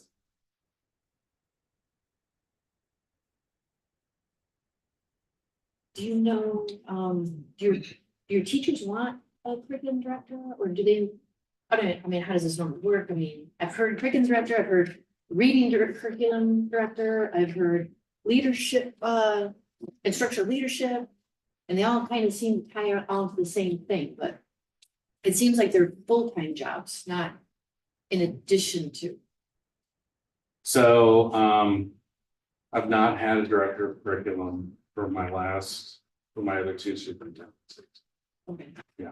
So, now we're not quite the size, but 1,300 students versus, 1,900, 2,000. And we did the work with the building principals and, because really they need to know they're doing the evaluating, right? And, we've already started having, book inventory really needs to be driven at the building level, not this person, in central office. Oh, yeah, I mean, it have to be on site. So some of those things. Should be taken care of at the building. Mhm. And, I really think curriculum development happens there as well. Curriculum direct, if you need somebody to reach out to, vendors for, pilot materials, that's something superintendent can do, or assistant superintendent can do, and get resources for the principal and the teachers to do, those assessments and those evaluations. But, so that's how I've done that before. Eventually when we get bigger, again, you look at that chart of similar districts, and those that are a lot larger, they have both, right? They have superintendent, assistant superintendent, curriculum director, directors, student services and so forth. I think right now where we're at, we need to have more of that curriculum stuff and instructional stuff being done by our principals. Yeah. I have no questions. Is now the time for, you want to brief everything? Yeah, I'll just go through. So, and I've never had an assistant superintendent, and like I said, never been a little bit smaller, but I get being stretched. I feel bad for our food service folks and maintenance folks and that's don't always get around to them. And they really need, again, we're growing, they have needs, they need that additional oversight and assistance, really. So school resource officer, I think that was a topic of the election. That we needed to have an officer at each school. And so we chose to share Liz this year. And I think if the board gives consent for us to get another one, I don't know, we'll have some kind of raffle or cage match on who gets to keep Deputy Liz. Yeah. Transportation coordinator, yeah. So are there any other schools in the county that have two? I think, I believe I've heard that multiple building places have multiples. I can get that. I can reach out to Dave. Yeah, see how thoughts. That's what I was thinking. I just wanted to know, because I know Liz had over 100 hours of overtime last year. So I think that in and of itself is something to think about. I mean, we don't pay for it, the sheriff's department picked it up, but that's how much work there was. I just want to note in early 22, there was say research, a study, some work behind the scenes done to show what having two resource officers, also that, and there is a nice chart if you might remember that and have that handy to show what that looked like at that time. But it was something because of we knew that new building was coming on, so it's something that we looked at, didn't necessarily take any extra action, but something we Looked at should it, can yeah. resurrect again. Yeah. And a lot of people, in the community want another SRO. Yeah. And I think it's more, so I don't quite understand 100% what all the SRO does, but it's more than just being like a guard. I mean, it's more of the interaction with the kids, the de-escalating conflicts or fights or whatever the case may be, that type of stuff too, right? Because it seems like everybody loves Liz. Well, and Kids. teaching, I mean, long ago, they would go in the classrooms and talk to the kids and teach them and have lessons about things, but that, I don't know that that's happened for several years. Just because of craziness, you know, one person for 2,000 kids. Do we drive that? Do we say, okay, we would like our SRO to do these types of things? Is that where, or is it the sheriff department defines what? We have say in that, and, you know, again, that's an area that I haven't, you know, Liz's experience, she does a great job, and you get that sense from staff and students, so, just kind of letting her do her thing.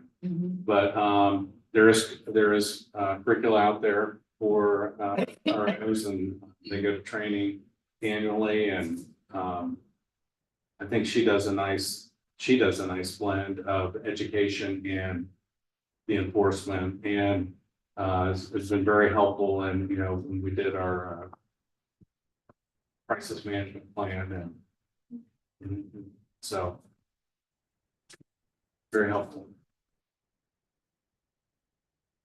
Transportation coordinator, again, that's, you know, I think that was one of the first things I shared with the board that hired me, and maybe Mrs. Donahue, Mr. Elam, remember, because I think I was hired the same night they were hiring Mr. Fugate as assistant principal and transportation coordinator. And I just, in my experiences, didn't know how that was going to get done, especially with a fleet our size. And that has continued on now that Mr. Fugate is the principal. Just, you know, Kathy does a nice job for us out there as the assistant transportation supervisor, but you know, still needs that admin person, and we really just, you know. So then what does Mr. Fugate do if he's not the admin person? I mean, I guess I don't know. He's the middle school principal. So I thought it was the transportation He's supervisor. both right now. Okay, so is he the supervisor or the director of that department? Yeah. Or, I mean, what does he do in that position? I guess, I mean. Not all that he can do or should be doing. I mean, it just seems just like a really- weird thing to put on a principal, I agree. but, I mean, I thought Kathy was the supervisor. What I noted in all these things is transportation, like you said, has so much going on. They don't have a secretary. Everybody else up here has got secretaries, but what goes on in how does that get covered? Because that's bus garage orders, you know, that's Yeah. all that kind of stuff. So Yeah. how does that get picked up? Our assistant transportation supervisor does that. You know, last year and when we were trying to figure out how we can help, because Mr. Fugate, as the assistant, had to do the teacher observations because Mr. Ziegler didn't have his. So we needed more than a secretary. What Kathy provides is more than what I thought a secretary did. Yeah. She's much more involved than just being a secretary. If that makes sense. Yeah, because I mean, her title's Hope I'm not supervisor, embarrassing so. No, but can I speak freely? That's Yeah, go ahead. I basically do everything. Mr. Fugate signs off on things. And that's basically it. The only time I go to him is if I have a problem above and beyond things I cannot handle, which is not very often. Basically, all the problems in every elementary, high school, middle school, all come to me first. And I try to diffuse every problem before they get to him. Which I think I do a very good job of. And I do all the ordering, everything. I'm an assistant mechanic sometimes. I do all the ordering, everything. I watch videos. Today I was a bus aide. And after I get done with some personal issues, I will be a sub bus driver again. So I basically do everything until I cannot handle that personal situation, which I may need guidance for. And that's when I go to him, which is maybe once a month, if then.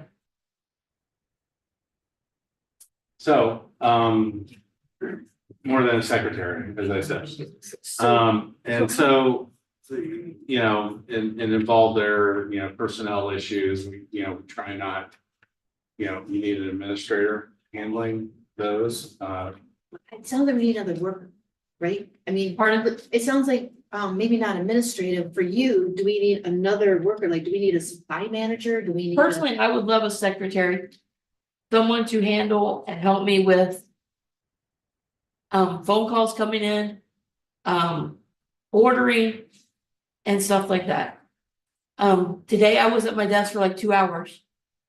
We had to pull a bus in and everything. I was an aide on a bus. We had to meet with a rep and everything. I had to order supplies. So I was at my desk for like an hour and a half. The whole day.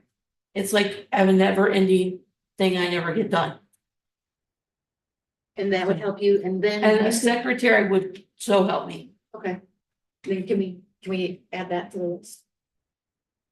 That's up to you. And, okay, Yeah, so, I think, if we were gonna go down that road, again, we need additional help. And, if you had a full-time transportation coordinator in there, which is what we have on the books, as far as job descriptions, she probably wouldn't have all that with her, because you'd have that other person, so. I see. Kind of, call it what you want. Right. You need two folks handling Right, all that stuff yeah, I just wanna make sure. all the- and more. Yeah, all the requirements are, like you said, so what do you wanna call it, secretary, you wanna call it assistant, whatever. But it's just as long as we have all that covered and you have whatever you need, whether it be, or it sounds like you are. I do that acting job as- right now. She Yes, is, so yeah. maybe that's even a conversation to have later about how everybody fits in this whole big puzzle, but I guess that's just what I'm worried about, is just making sure that the requirements are identified, and then we can go from there to fund whatever requirements you have. Technically, the transportation coordinator is supposed to be over all of this district, and hiring Mr. Fugate said you can do that and also be the assistant principal at both. Yeah. Okay, and then when we made him middle school principal, or he earned it,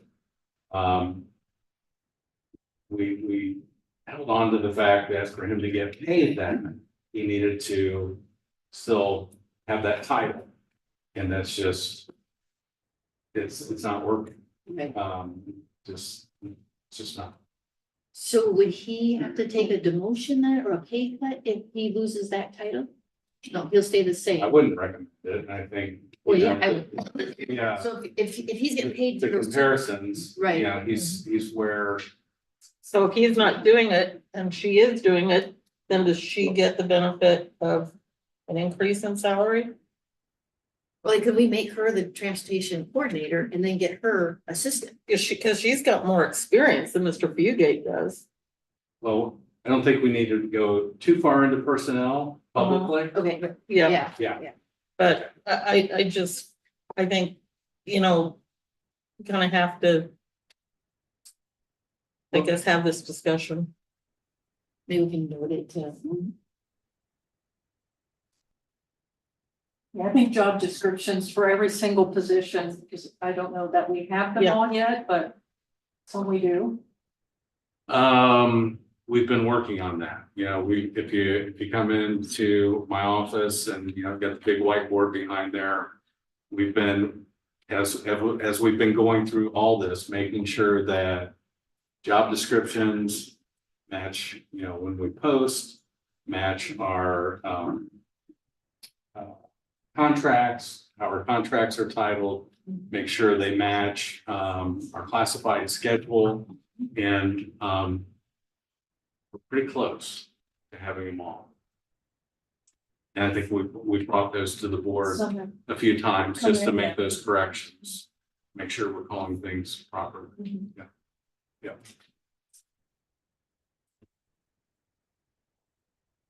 So, EL coordinator, again, that's a large group. You know, what, 300 some students that we serve. Takes more than 2 days of coordination, that's for sure. We had a very good one that we had from the ESC last year, and Erin Bailey, and actually she set us up nicely, but we really need somebody overseeing that area, and that could be a teacher on special assignment, could be an administrative type. So I estimate it high. Athletic coordinator, you know, that's again, as we continue to grow, the number, I think that's on one of the charts, chart 1, looking at the programs that we are offering, how we've grown. We've doubled over the past 4 years, the number of student athletes participating. Each one of those, it's paperwork, right? And so while that position has a secretary, generally you start seeing as we get a little bit bigger, you've got a middle school AD, high school AD, or an extra assistant or coordinator, something to consider. Deans of students, you know, that's an option. If, because I think we had an assistant high school principal listed up there. Again, I think if you talk to our middle school staff, they've noticed a difference having principal and an assistant principal. You know, things are getting taken care of in a timely manner. We're starting to be able to talk more about curriculum and instruction and things that we need to get done. It doesn't happen if you just have one person. Now, you know, the high schools going through that large growth now, and we'd like the same coverage. I threw up deans of students because that's an option. If, you know, we're not ready to make that leap with a high school principal or an assistant high school principal, and you just want somebody that's going to do attendance, discipline, and then leave at the end of the day, not help with evaluations. That's another route. Would that get rid of, because we have truancy officers or attendance clerks, or I'm not sure the exact title, but I think we have those in middle school. Is that right? I don't know about the other schools. Truancy. Yeah, the attendance person. Well, we have a part-time secretary that helps with attendance. Okay, so would that go away with the dean of students? That we keep that position and then have a dean of students? Yeah, dean of students is somebody's been truant, do the follow-ups after the secretaries do all the the input and that kind of thing. So So the secretary would say, okay, Johnny wasn't here today. they have The a list, dean of yeah. students would be, Johnny has been in school for 10 days. Yep. Gotcha. The software that we use kicks out the threshold. You meet so many hours, it kicks it out and says they're excessively absent. Go to an AIP, attendance intervention plan, and you produce a letter, and then we have a meeting, and it goes from excessive to truant to. Okay. So it's all hour thresholds that the state programs into the software. And that would be a. So the secretary keep the attendance and then run the reports and then take that to the dean. Gotcha, okay. Yep, so guidance counselors, one at the elementary, one at the middle school. Again, when you look at comparatively, we're short there, and we could certainly use additional social emotional support for our kids. Going to the second grid there, intervention specialists. Those won't have an impact on the general fund. We have monies available in our IDEA grant. for those two. So really, those will, our caseloads for our ISs right now are almost at capacity. So again, assuming we're going to grow anywhere from 60 to 100 kids, we're going to have some, students on IEPs in that mix. And we're going to need additional, we'd like to take those caseloads down. So if they're being funded by the IDEA grant, then that means they can only help IEP students, is that right? Or could they also help 504 students or a struggling student in the classroom? Ideally, they would work with 504s and do testing and all of that. So yeah, any kids that are struggling. Oh, but they have to be on a 504 and or an IEP, well, it'd be or an IEP to, I don't think they have to be. I'll double check. okay. As long as they're helping students that are struggling, reading, math, that kind of stuff. I think it's okay, but I'll double check. Okay, thank you. I don't know what our practice is here, but that's not unusual that, a student that hasn't qualified, but is not performing that well, or is, grade level behind, 2 grade level to be in with, if there's a small group, pull out. Right. Yeah. Yeah, I just know, like, with the funding, sometimes there's rules, if they're funded that way, then. Yeah. Okay. So 3 mathematics teachers for the middle school. Wow. Currently we have blocked language arts. This would help balance our schedule out. I know why a lot of kids have 2 study halls in the middle school. We've heard that from our folks. This is going to reduce that greatly. So extending learning in math would also be a good thing. If you look at our middle school math scores, more time. Again, it's on us to use that time appropriately with those kids, but you still need time. So 2 birds with 1 stone there. Again, reading specialists for the elementary and middle school. And actually I have 2 there. And 2 of the elementary, right? 2 of the elementary one, and I was gonna ask if there's, I think I was just supposed to do 1. Oh, Yeah. My bad. and we wouldn't need one at high school? You'd want 3, right? I say, we'll take it. I was gonna say, we have the numbers. So can we just change the one BES to BHS and? Well, yeah. The thing is, on Title I, it's only eligible at the elementary. Elementary is our only Title 1A. So on the BMS and the BHS of the middle school and the high school, they wouldn't be able to use that grant for those services, just the elementary. Unless for some reason they qualify next year, but I don't think they will. But we can add that as a requirement. Is for the middle school and high school, and then just a different funding source. Yeah, That's really yes. 3, that's really 3 specialists. We're gonna do, That's just 2. Just 2, Middle school and elementary. okay. And we're 1's gonna- an extra at the bottom. That wasn't possibly supposed to be a VHS. I don't think so.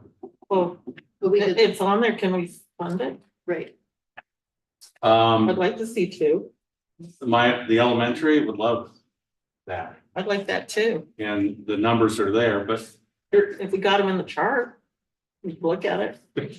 here's where we're at. Mhm. It's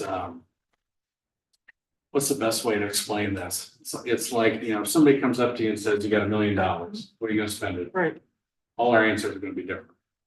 And so, and that's because you can't afford everything. We can almost afford everything here, but, those expenses are, make me call. It's like my. revenues up, expenses are down a little bit.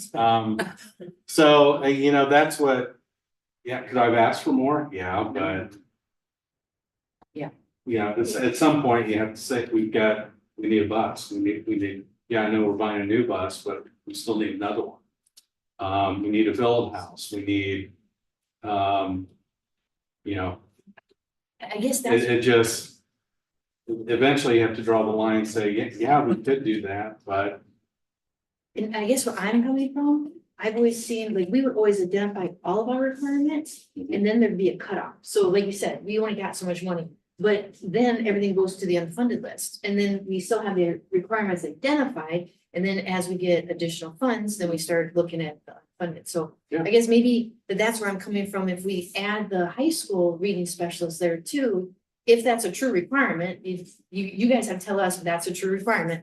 And if that's a true requirement, identify it. And if the funding doesn't fit right now, it becomes an unfunded requirement. And then as we get more funding in, then you fund the unfunded requirements. But all of the requirements get identified and then you fund off of what requirements you need. I'm not sure that, and again, I'd have to talk with Mr. Swope and, you know, pulling out kids for reading assistance. A lot easier, I think, middle school and elementary, it gets more difficult in high school. But it's an interesting thought. Well, theoretically, I mean, I'm not the educator here, you guys are all the experts, but if you fix it at the elementary and middle school level, you would eliminate your need at high school. And that's usually, you know, the previous district, we were, it started there and we put all our resources at the elementary to, again, to get at least kids within one grade level of their sixth grade year going into. So that's your best thing. I was just gonna note, you know, at the workshop, when I printed it out, we only had the 23 positions and I know it's 26 on here, so 2 of the new ones that have been added since last week are in the reading specialist area, so. Well, yeah, I think that's a huge area that needs a lot.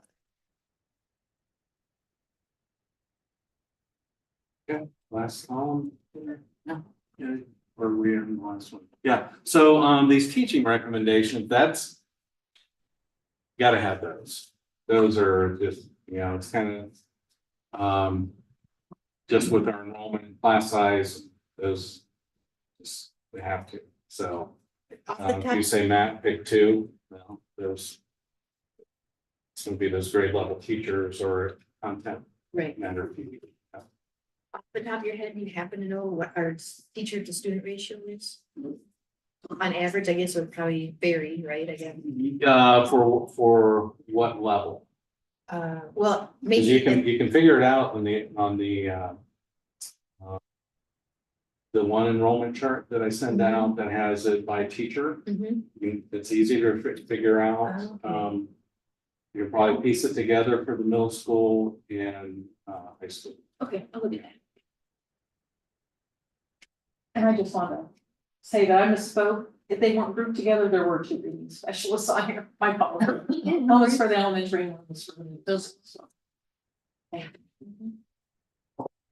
So yeah, again, the other increased enrollment class size is the 3rd grade, and you kind of see that as you think about those larger classes that are currently in the elementary as they matriculate through the building, they need additional staff, and maybe we'll move staff with them. In-school suspension monitor, you know, this group's talked about it. From time, we could use it. We'd like to keep our kids here and not have them out, and like to keep, you know, have somebody overseeing their work. Secretary at the district office, if get a assistant superintendent, that person would need a secretary. This additional secretary for the assistant high school principal. You know, right now we have 2 secretaries at the elementary. We have 1.5 at the middle school, and just 1 at the high school. And our high school is going to be over 600 kids next year. So the additional support's needed. The elementary, again, add an assistant principal and the secretary. And then, you know, we talked on and off about central registration. And maybe that position, instead of the high school secretary position, maybe it's a split between, you know, kind of what we're doing at the middle school, half in the morning, and then maybe the other half is over with, you know, the guidance counselors and handling like registrar, central registration duties.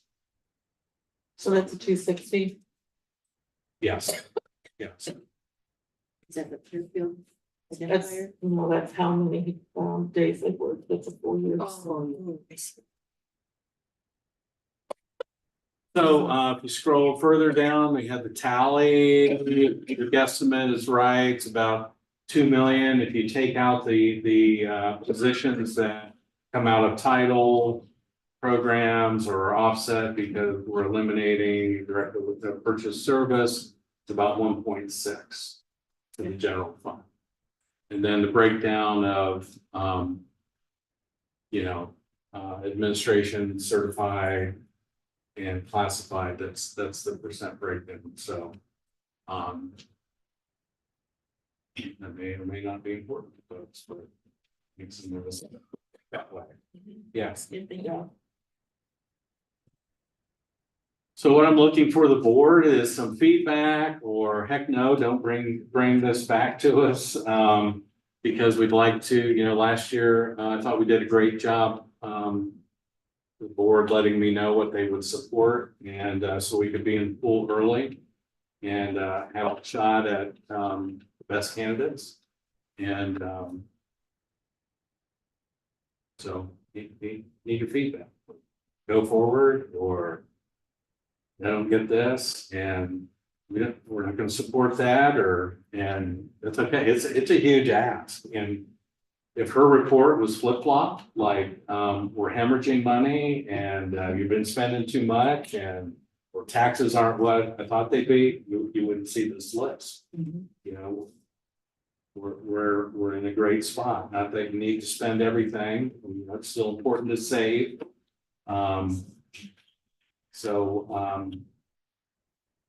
Again, it's an unusual ask for this district, but I think there's data, there are anecdotal tales of that we need some additional people to run this thing. The biggest part of the pie, as far as finances. So you need folks. I totally agree. I love the list. I had a question. Was it prioritized, or is it just however you? That wasn't a. It's not prioritized. Okay. I chose to break it down to, bless you, just by Okay. admin, classified, certified. Okay. Again, I get the vibe on administration, and I just wanted to show that, there is, it's not all about that. It's, Yes. and if you said you get 5 positions, I'm going to get the teachers, ISs, and we'll figure it out. And that's what we've kind of always done here. But when you have folks, additional folks, and you can go deeper in your work, you can find errors that have been overlooked, pointing at Tina, because, the 2 instances that we had on our coaching recommendations, those aren't found with less staff. The gains that we've made with our reporting to the state as far as EDS goes. You don't get that done when that person's wearing 3 other hats. You have one person doing the counting and the coding, and you've made a lot more money. We got the money that we should have been getting. And the same for all of those departments, transportation, food service. They need more care. There's more work that we can do to become more efficient and more effective in what we do. But Yeah, I am not anti-administration, senior leadership, that type of stuff. Right now, though, I think with all the stats all pointing toward, we need help in education. That has to be our first focus, to do the reading specialist. And if we need 4, then let's hire 4. We got $2 million. Let's get Kathy some help in there. Let's look at how our structure is going. Let's make sure that we're identifying requirements and funding the requirements, and not just funding because we're getting bigger. Because I get that too, that that's going to drive more requirements. But I just want to make sure that we've identified all of the academic instructional requirements that we need first. Get all that funded and figure out what we need, and that goes in addition to the reading specialist or maybe another intervention specialist, the struggling students. I thought about a case manager, a business case manager, maybe that's something else that would help us with this. The reading curriculum director on site to be there with the teachers, and then like you said, that might be picked up by the principal, but maybe we find that that has to be a position. The high school reading specialist, we talked about that.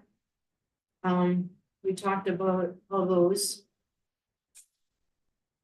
Tutors, maybe for remedial tutors. So another issue that we have is these kids are so far behind in some of the subjects, like math subject. Is there something, can we have an aggressive schedule or aggressive hiring to get those guys up to speed versus having, and I'm not gonna say like that the teachers can't use their programs or anything, because they say that they've been helping them quite a bit, but if we're just going off of extra homework at night, it's gonna take them years to get caught up. Or can we get tutors in the classroom, or can we get remedial math classes, or can we get those kinds of things? So I guess that's where I'm looking at with all of this. And again, I'm not opposed to all the administration either, the principals, and like you said, that they all have their jobs. And I think you'll find if we go through and find out who's all doing what, or this eliminates that or whatever, that then we can get it well greased, a well functioning machine. Not that it's not now. I'm not saying that either. What are you saying? I'm just saying that I want to hear from the teacher. Well, I want to make sure that whatever we approve up there is helping the teachers and helping the students. That's what I want. Directly. Quickly, Yeah. definitively. Like right now, like if you can put out the post tomorrow, if your math teacher tells you she needs 3 math teachers and she needs 1 tutor inside the classroom, and she needs a 90-minute block, or that if that's what they need, then let's fund that. And then let's work from there, and then. So, I want those things too. And I had experience moving the needle in 2 districts. Graduation rate and 3rd grade reading. This is that approach. Your principals are the folks that are evaluating your teachers. They have to know reading. They have to be the content experts. They also have to know math because they're evaluating math. If you're bringing my experience has been, you bring somebody in from the ESC every day of the week or 2 days a week, it's just not as effective. Why? Not evaluating. Yeah, I want somebody here. I want somebody on the books. It's principals. That's who we need in the classroom. Working with our teachers. And we have those folks at the help, but they're busy with the discipline. Also, very important part of running the school. But there becomes a break point, and what gives is you gotta take care of attendance and discipline. You gotta make sure holding parents accountable when kids aren't in school, holding the kids accountable. You gotta take care of student discipline. And what gets shorted usually is that instructional leadership. So that's why I'm looking. That's how I've made change. That's how we've made those increases. Okay, I hear you. So help me see this. Help me see your instructional leadership and how this improves immediately the reading. How are they relating to the teachers? How are they getting with the teachers? How does this translate? I need help seeing this.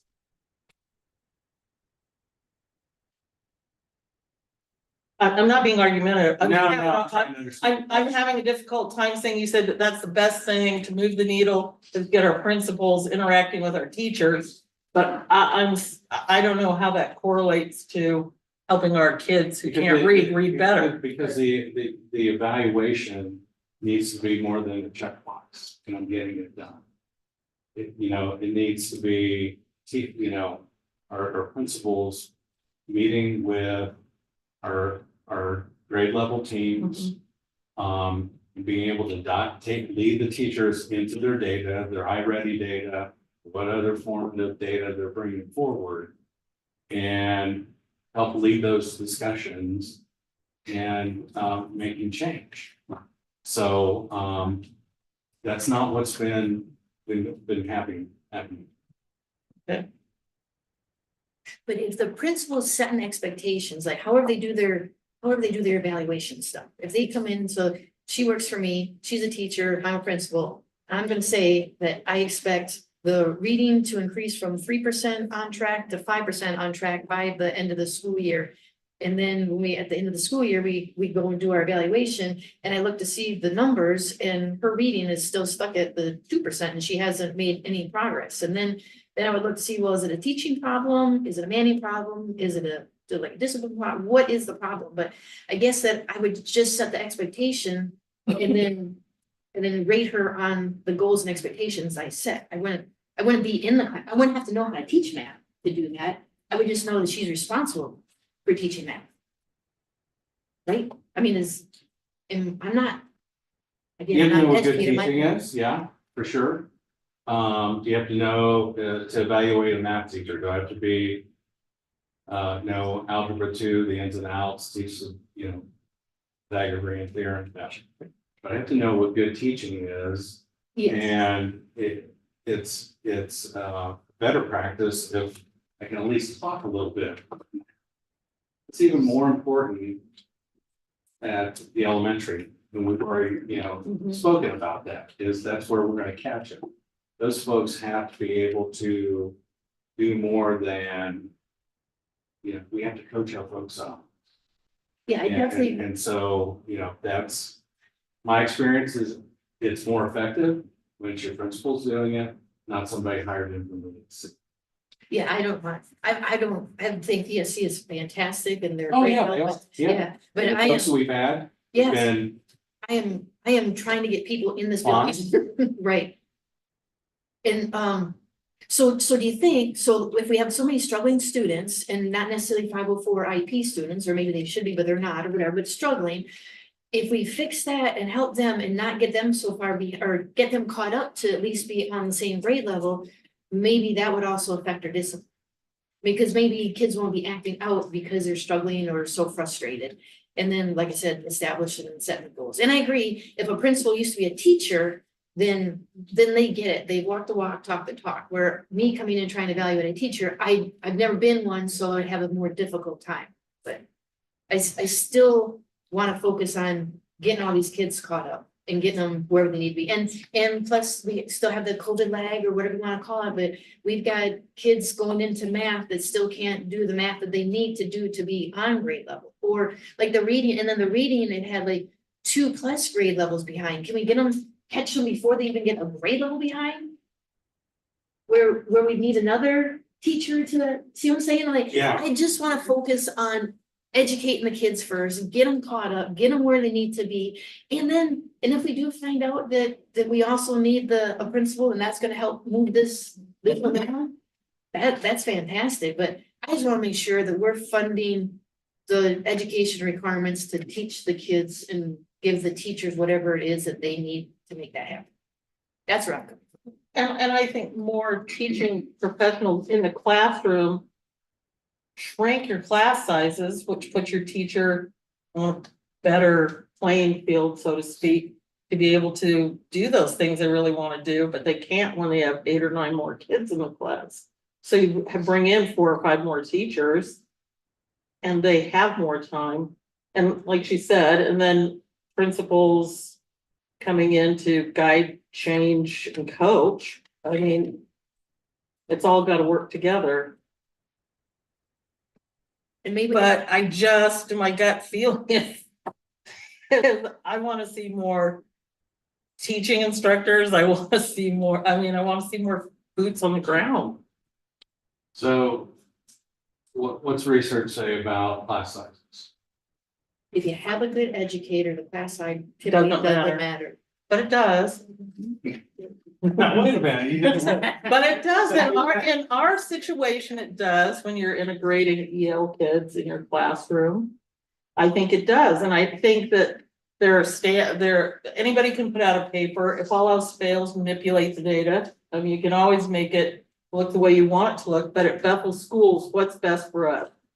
we can gather information from other sources and analyze it and see how it applies.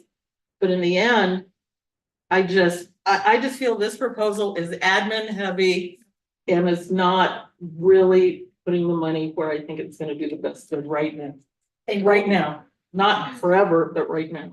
And to piggyback off the class size, I think if you had 50 kids on the same level, learning level, performing the same, you could have 100 kids with a good teacher, and that's not gonna make a difference.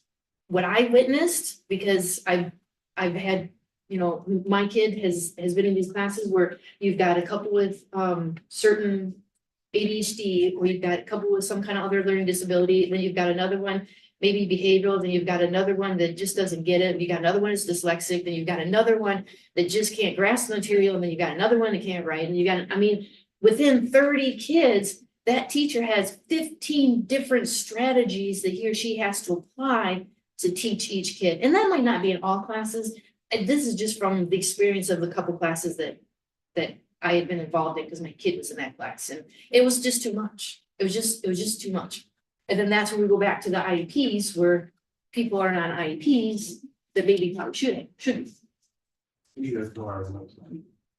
Oh, my goodness, now you're asking, it should be great since it's done. So, once you're doing that. Don't click on any of those.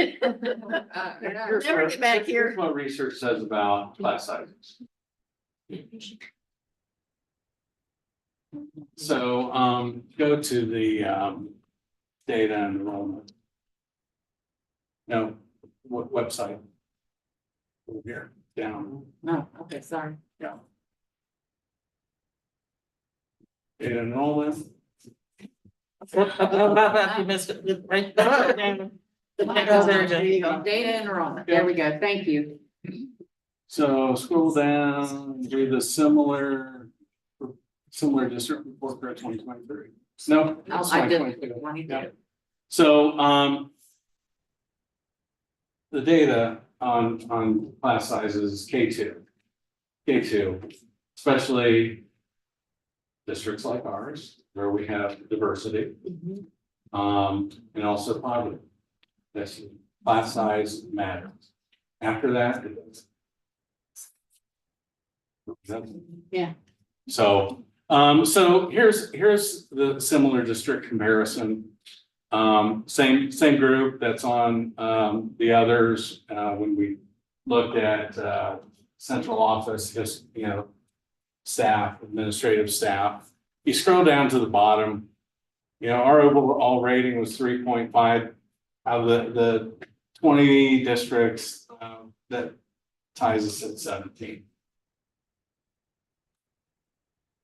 Out of the 20. You can see, you go across the board there, we're not where we should be. And so, does that directly tie to personnel decisions? Yeah, it does.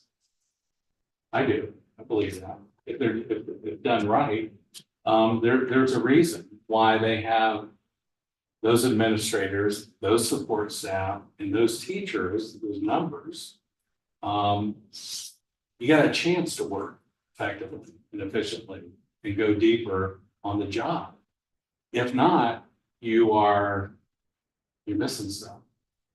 And so, I guess we're okay with that. We can hire teachers and not change how we go about doing education. Well, maybe the principals need the training to help the teachers. Maybe it's not the teacher's fault. Maybe the principals need the support and the training so that they're better at interacting with their teachers and getting this information. Our elementary teachers are out person. They're responsible for 465 students. Their counterparts in the county, 205. Administrator. He was. What did I say? Yeah, we know what you're talking Sorry, principal, yeah, administrator. Yeah. So, thank you for catching. That's a discrepancy. There's no time to talk. I guess I'm going back to what she said. If our students going into sixth grade, half of them are not on their grade level, how did hiring an assistant principal fix that? And again, 50% of the kids going into sixth grade for math are not performing at grade level. So we have an assistant principal and we still have 50% of the kids not being able to do math at grade level. So I'm still trying to make the connection sure, of, this is a systemic fix. This isn't okay, it's all happening at the middle school. This is systemic. So, last year, well, what's the leadership been at the middle school? The longest we've had somebody is 2 years, and that was an interim. How much ground can you really gain? So we need stability. We talked about that before, is, getting anything done in 1 year it's a lot. And as I shared with, a few of you, I've been doing this a year and a half. I'm still finding out new things about how things came to be. There's a lot, and that's what our principals are going through. You have one that's been here 3 years, you have one that's brand spanking new. You have one that's new and being a principal, was an assistant for the first time last year. You have a brand new assistant. Got some work to do. And so, that first year as a principal, you're just trying to, figure out what's what, make sure that you hit all the compliance pieces and survive the year, kind of like teaching. And so, we've got, we're going to keep raising the bar for those folks, but it's going to be about instruction leadership as they get used to doing the job. If that makes sense. and those are good points too. I just want to make sure that we're not just hiring an assistant to help the primary do his or her job. Right, I mean, as far as her or his, whichever responsibility. So if they're new and inexperienced, I want to make sure that we're not hiring an assistant just to help them do what they're already supposed to be doing aside from what the assistant would do. Does that make sense? You understand what I'm saying? Like, we don't have two people doing the job of one roles and responsibilities. I want an assistant principal at the elementary, so I can change the divisor to 3 for 900 and whatever some kids are. Instead of it being 2, I want it to be 3. It's a lot. It's a lot that we're asking of them. Yeah, and I want to take care of those things too. I really do. But I'm still just, do the teachers? So yeah, they're doing attendance and discipline. Would a new assistant principal help them do that? Absolutely. That's it. To free them up to do the instructional leadership. So like the instructional leadership isn't happening right now, but it would happen if the assistant, like well, I won't say names, like the assistants, the assistant principal in middle school. we only have one. Yes. Seems to be taking over the disciplinary That's portion right. of it, right? That's So right. that's what you're saying. So now Yeah. we should see Mr. Fugate in the classrooms more, in providing more in does he have a background in doing that? Like, I know he's hired as a principal, but can he provide instructional leadership? Like, is that extra training that he has to get? I think so. To answer your first question, I believe that. That was part of the, interview process. That's what I'm looking for in principals. Okay. And so, and he's done a great job, learning on his own, working with our ESC folks, and here we are talking about personnel. But, he's also, been involved with, this math, doing an audit with our math folks and, done a great job of it, so. And then are the principals relaying to you then the teachers' needs? Like, are your principals out talking to the team? Like, is that how it, I guess I'm just looking at a chain of command. So I would think if the teachers work for the principals, the principal works for you, then the principals should be in the classrooms and talking to teachers and whatnot and finding out what requirements they have or what they need or where they can help them, that type of thing too. So do you know, are the principals also reaching out to the teachers to say, hey, where can I help you with your math? I mean, what are your struggles?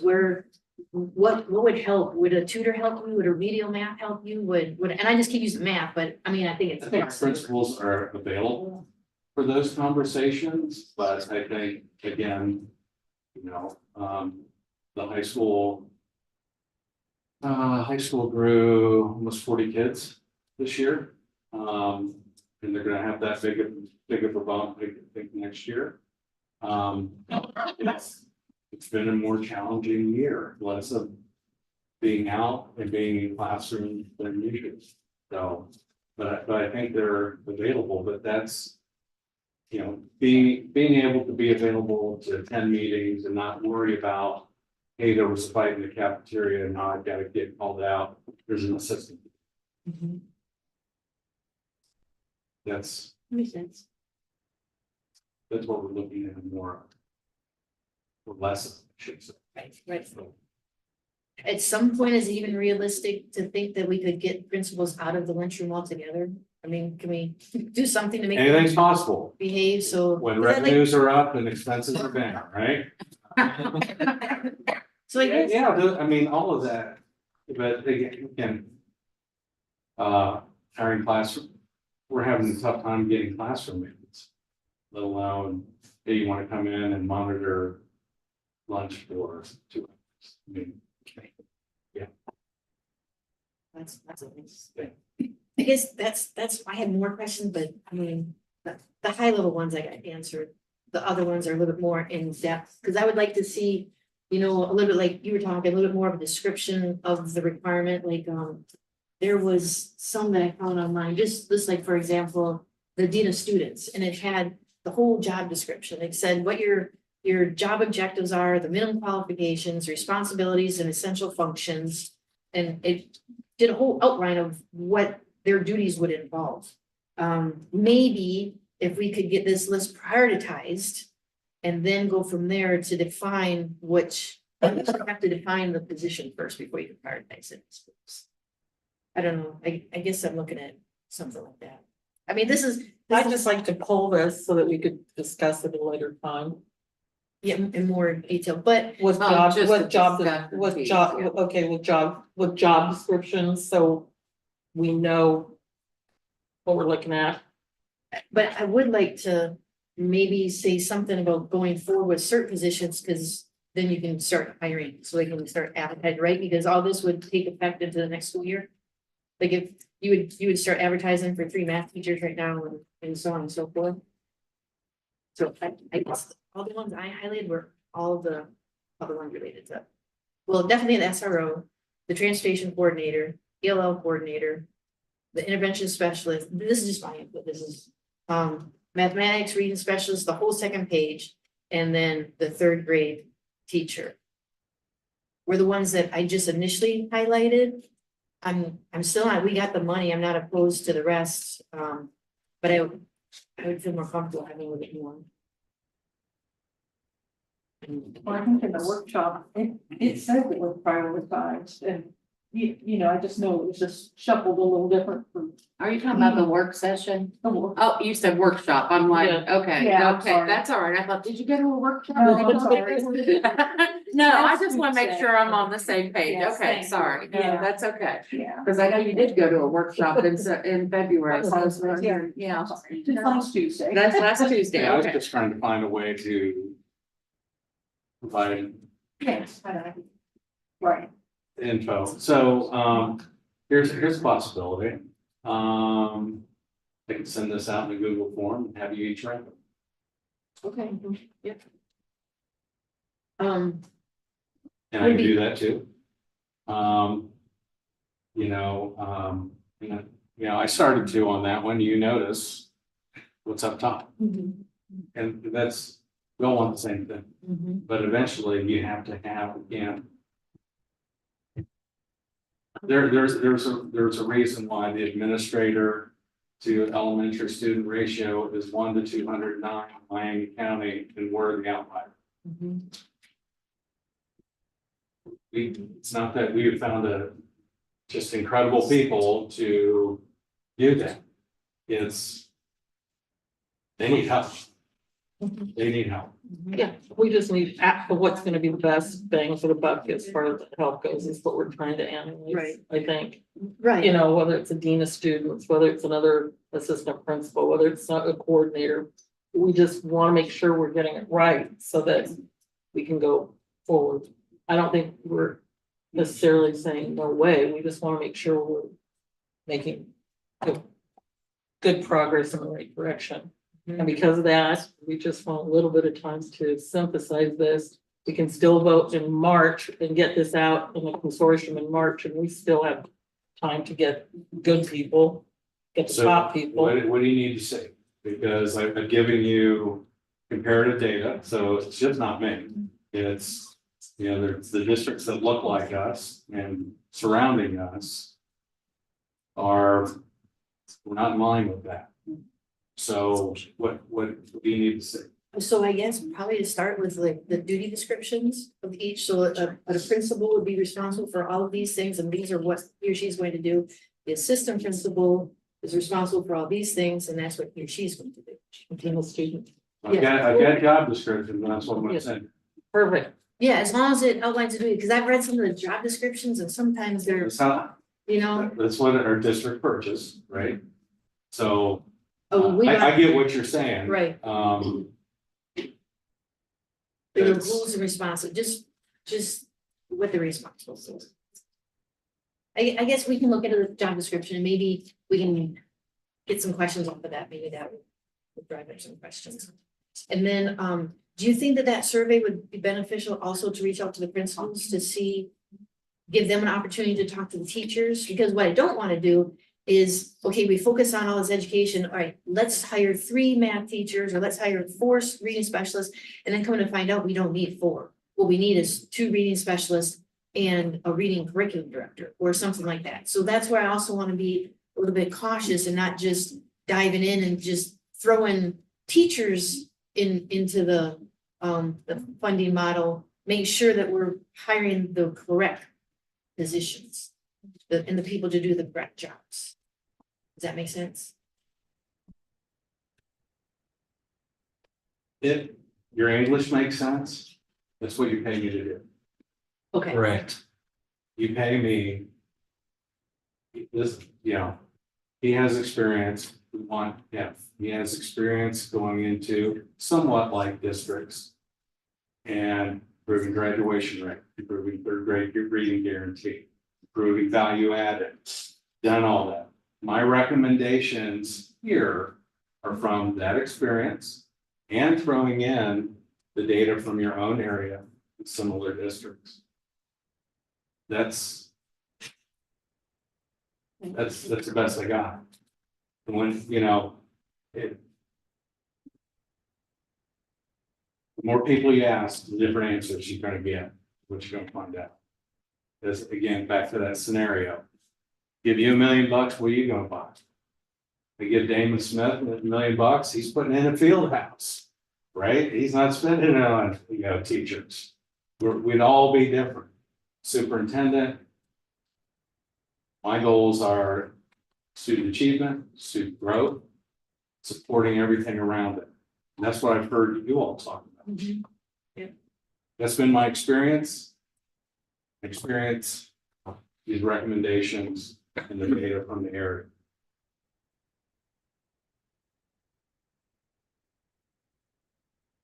So we're at, you sent a survey. Yeah, Okay. it's be a puzzle exercise. Yeah, and then let's know the job description. Yeah, we'll get this complete and sent to. You can just drop. Correct. That'll work, yeah. Excellent.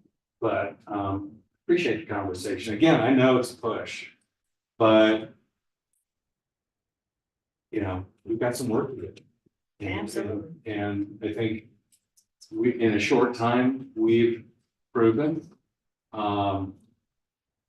with the new positions that we've asked the board for, a mechanic, assistant transportation supervisor, the assistant principal in we've made good on this, our EMIS person. Oh, absolutely. We've seen good results. Not at all, not at all. One last question, how does,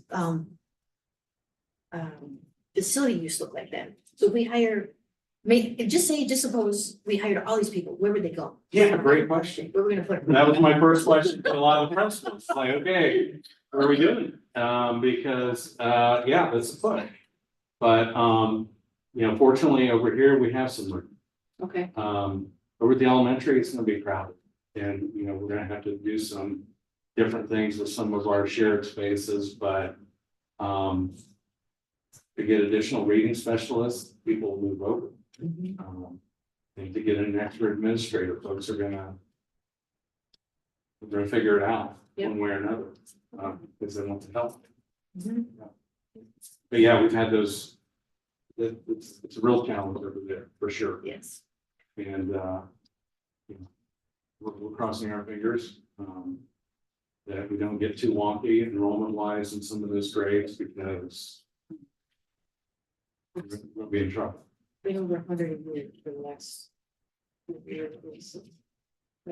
Yeah, and your live data last time I, live birth data, last time I looked at it, looked like 25 and 26, we were probably gonna need to add 2 or 3 kindergartens. So I want to revisit that and see where we're at, because that's it's gonna be a major impact on the elementary, you know, so. We're looking at that and trying to figure out how we make those things move and continue to make progress. So. And that would be great for facilities committee. Mhm. Establish For sure. for that. Yes. Yeah. Yes. Does anybody else have, I appreciate all this feedback and input and. Love the conversation. Thank you, thank you. Again. The 3 of you don't know me very well, heavy on the data, got to start looking at our numbers. And not student numbers, testing numbers, not just state tests, ready to figure out, are we heading in the right direction? Is there more that we can be doing? How can we support our teachers? Do we need, you know, all of it? Yeah, I agree. We've been busy with construction and other stuff. We need to get refocused on what's going on in the house. Yeah, I mean, for the first time, I was able to sort of dig into our financial data and take a look around, and why is our transportation department only working at 1.47 capacity when it should be 1 or less? And why is our utility cost $3.31 per square foot when it should be 1 or 1.25? So in order to do that, though, I can't be discussing, you know, receipts and POs and that kind of stuff. So that's where, you know, I want to. But in 3 years, this is the first time I've had that chance to sort of sit and look at that data to see where's our money going? Why is it, you know, why is our propane cost so high? Why is this so high? What are we doing to get the operating costs down so we can put more money in the classroom? But you have to have time to look at those kind of things. So yeah. Our propane usage right now is 3 to 1. 3 to 1. 3 tanks for this building, the Mhm. one is there. I have a proven track record in reducing operating costs and putting those costs back in the classroom, but I have not been able to exercise that strength because I've been busy doing, you know, receipts and, you know, other things. So, yeah, I mean, it's important that we have that time to do those kind of. And so we want to support you and support the community and support Yeah. teachers and support the Yeah. principals, and support everybody, because the bottom line is student achievement. Right. That is everything is centered around the students, the learning. Did you want? I was just gonna ask real quick, how do you see the assistant principal responsibilities in the elementary? Is that gonna just be split between the 2 principals then? We have ongoing discussions about that, yeah. We have competing thoughts, Yeah, so, yeah. Are you asking because there's a K through 2 and a 3 through 5 yeah, principal? yeah. Yeah, I didn't know there was such a. Okay. Do you have more? Mr. Elam, anybody? Please? Sounds like the purpose of it. Yes. But I do appreciate, and again, It's good. yeah, Okay, last one. Let's lighten the load here, actually, two. So I don't have any, I wasn't able to get more shots of the back of the That's fine. building, but again, if our goal is to, we've got a couple different quotes that we're gonna get from folks. This was kind of our first. We wanted to keep the 2/3 of the parking lot open, which is being used currently. Recess, we just want to keep kids from straying out into the field, the road. This is that option. Then we're taking one off of, we want to exclude the asphalt and get that whole area, that will be our other, so. Hopefully we'll have those quotes by. Just chain link, right? Huh. Not fancy fence. Split rail. Split rail. Oh, that's like the kids weave it themselves. Oh, yeah, I don't think all that Well, stuff, they hang themselves. what class project, go out, get your log.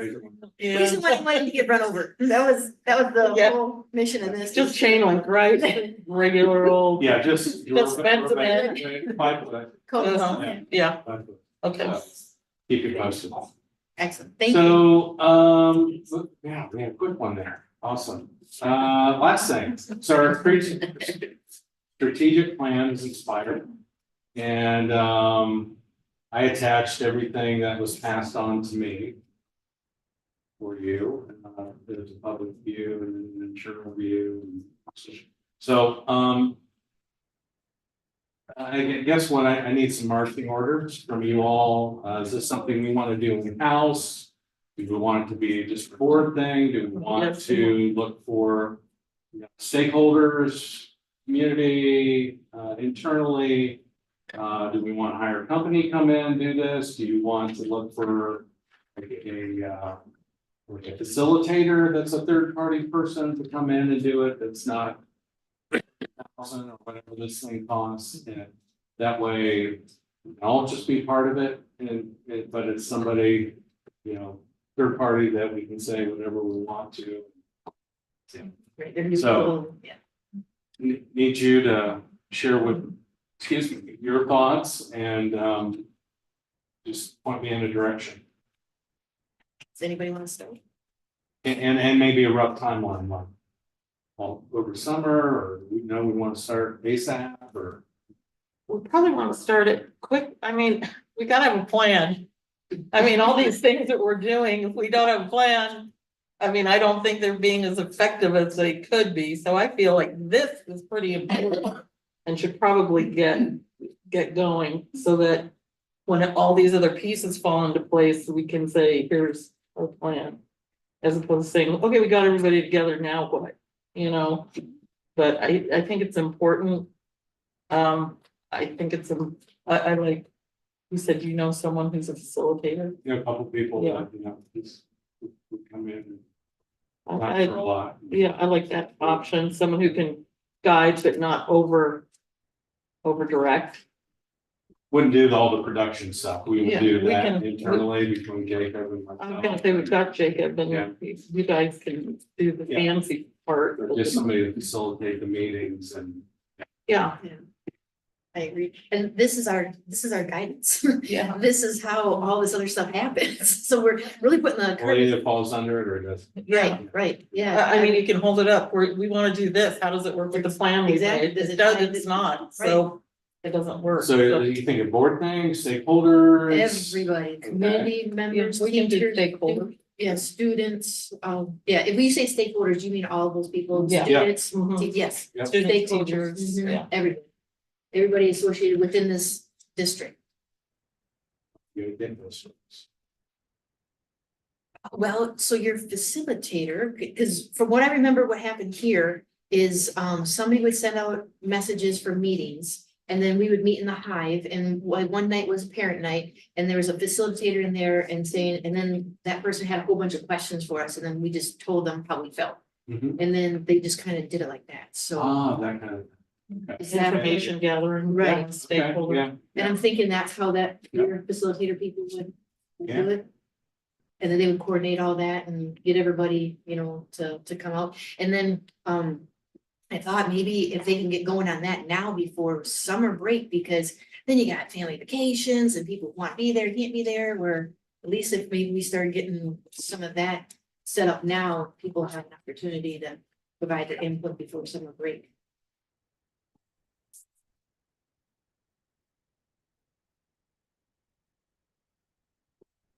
Anybody else have any more comments?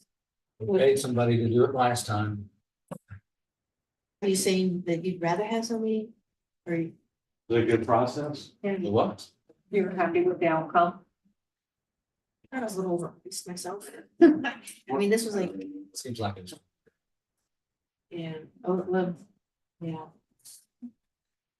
It, Did they send surveys out and compile the data? I mean, Correct. this is work. Yep. maybe we can It's a do, lot of stuff. we can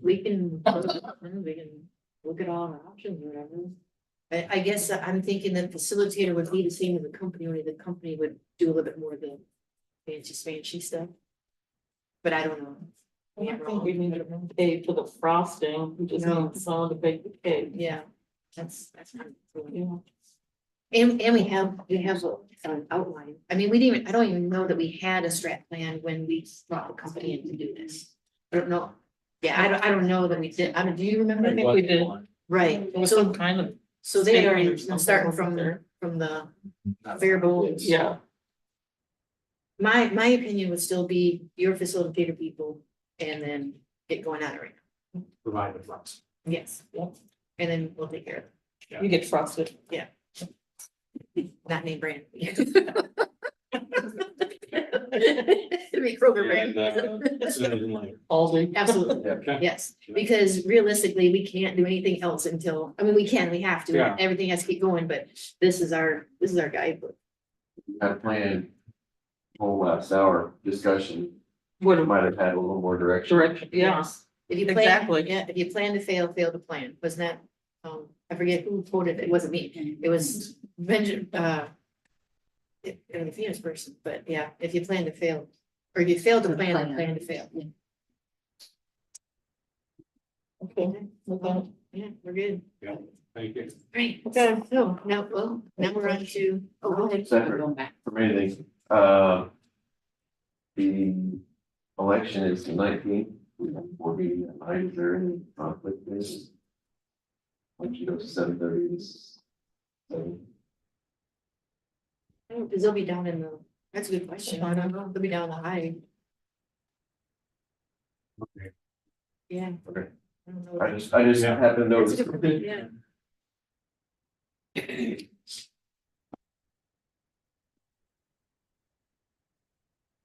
Public participation. Yeah, so now we have public participation, so Mr. Scott.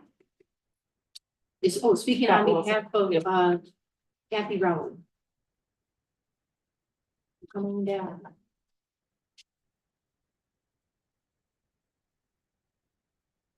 Thank you. He's passing out basically what I'm gonna be reading. My name is Scott Lawson. I'm a bus driver here at the local schools. I've been asked to address the board on behalf of Ms. Rowley. Ms. Rowley's been working as a full-time bus driver for Bethel for several years. Kathy had a falling accident in our bus lot early January. With that being said, this is the third incident where an employee has fallen due to icy conditions in the bus parking lot. With regards to her accident, the question Ms. Rowley was asking you to consider tonight, are days covered by workers' compensation due to an accident? Also, should this be deducted from my sick leave balance? Say how I know I'm speaking on behalf of the county. I need to give you background information about my accident and loss of work days. I arrived at 6:30 a.m. on Monday, January 8th to begin my usual bus route. It was an icy morning. Getting out of my truck, I slipped on some ice, fell, injuring my left side, hips, wrists, and shoulders while trying to catch myself. After I regained my balance, I limped to the bus garage to inform my immediate supervisor of what had happened. I did drive my morning route from 7 until 9:15 a.m. I completed a paper employee accident form Later, I returned to drive my afternoon route from 1:15 to 4:15. At 6:30 a.m. the next morning, the 9th, I arrived at work feeling worse. I decided to drive my morning route to see how it would go. I returned to the bus garage at 9:15 a.m. My immediate supervisor told me I had to complete a public school works employee injury report, which is online. I had never completed one before, so she helped me fill it out. I was advised, since I was hurting much worse, I should seek medical attention. Later that same morning, on January the 9th, I saw the doctor at Concentra Medical Centers. Completing my exam, the doctor was insistent that I was not to go back to work on the 9th that day. I called my immediate supervisor to tell her that I would not be able to do my afternoon route. The doctor also informed her that I would not be returning to work until Wednesday, January the 31st. After seeing the doctor, I started my physical therapy that same day. On January the 16th, 17th, and 18th, that's a Tuesday, Wednesday, and Thursday, I continued my physical therapy for my wrist and my shoulder. Therapy continued the following Monday, January the 22nd, Tuesday the 23rd, and then Wednesday, the 24th of January. I was cleared then to drive my 2 regular afternoon bus routes, but with one restriction. I was not to lift more than 20 pounds. My final 2 days of physical therapy were Friday the 26th and the following Friday, February 2nd. I was very grateful to be allowed to return to work without restrictions. While the doctor kept me on restricted work assignment, there was an email concerning my accident between the treasurer and the transportation director stating that it appears that Kathy was able to return to work with restrictions soon after the 1/9/2024 accident. It was sent to him on the 17th, stating that I could have been placed on clerical position to continue receiving compensation. I was not included on this email from the treasurer, nor was my immediate supervisor. My immediate supervisor found out on the 19th, that's Friday, after hours. She was off work the following Monday, and she told me on January the 23rd, upon her return to work, I was sick and had therapy that day. From the time I fell on January the 8th through January the 24th, the only contact I had with the school was my immediate supervisor. Since I had not heard directly from the transportation director or the treasurer, I was not aware of their decision of a possible assignment to clerical position to continue to receive compensation. At no time was I copied on these correspondences. The treasurer never contacted me. She emailed my immediate supervisor regarding how my medical leave would be reported. I was told I could choose to use my sick leave days or having my pay docked for the time I was off. I missed a total of 11 work days due to my accident. However, I had only to claim 9 due to the holiday and a snow day.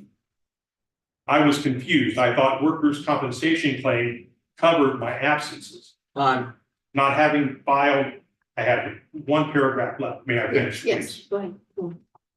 Not having filed a workers' compensation claim before, I thought all the paperwork would be handled between an official with the Ohio Bureau of Workers' Compensation and Bethel Local Schools, the Human Resources Office. However, during my first week of absence in January, I received a phone call from the caseworker at the Ohio Bureau of Workers' Compensation stating they had been able to reach anyone at Bethel Local Schools in the HR department, which apparently we don't have, to discuss my workers' compensation claim. They had tried several times, but failed to reach anyone, so they called me. I gave them the address and contact phone number for Bethel Local Schools. Of course, there's no protocol in place for any incident that happens. Recently, I read on my payroll account sheet that 8 days have been deducted from my sick leave balance. I understand that an additional 1 day will be deducted on my next pay on February the 23rd. You may have gotten the attached payroll account sheet. I believe my absence would be covered under workers' compensation. Therefore, the question is, aren't days covered by workers' compensation due to the accident? Also, can days be deducted from my sick leave balance because of an accident? Asked the board to review my situation, assist in this matter. Back in January, I was told by the Office, Ohio Bureau of Workers' Compensation, that everything went through. The account was closed. Thank you for your consideration in this matter, Ms. Kathy Ryan. Thank you for the effort. Thank you for bringing this to our attention, and we'll go through it and we'll get back. Are there any more public participation requests? All right.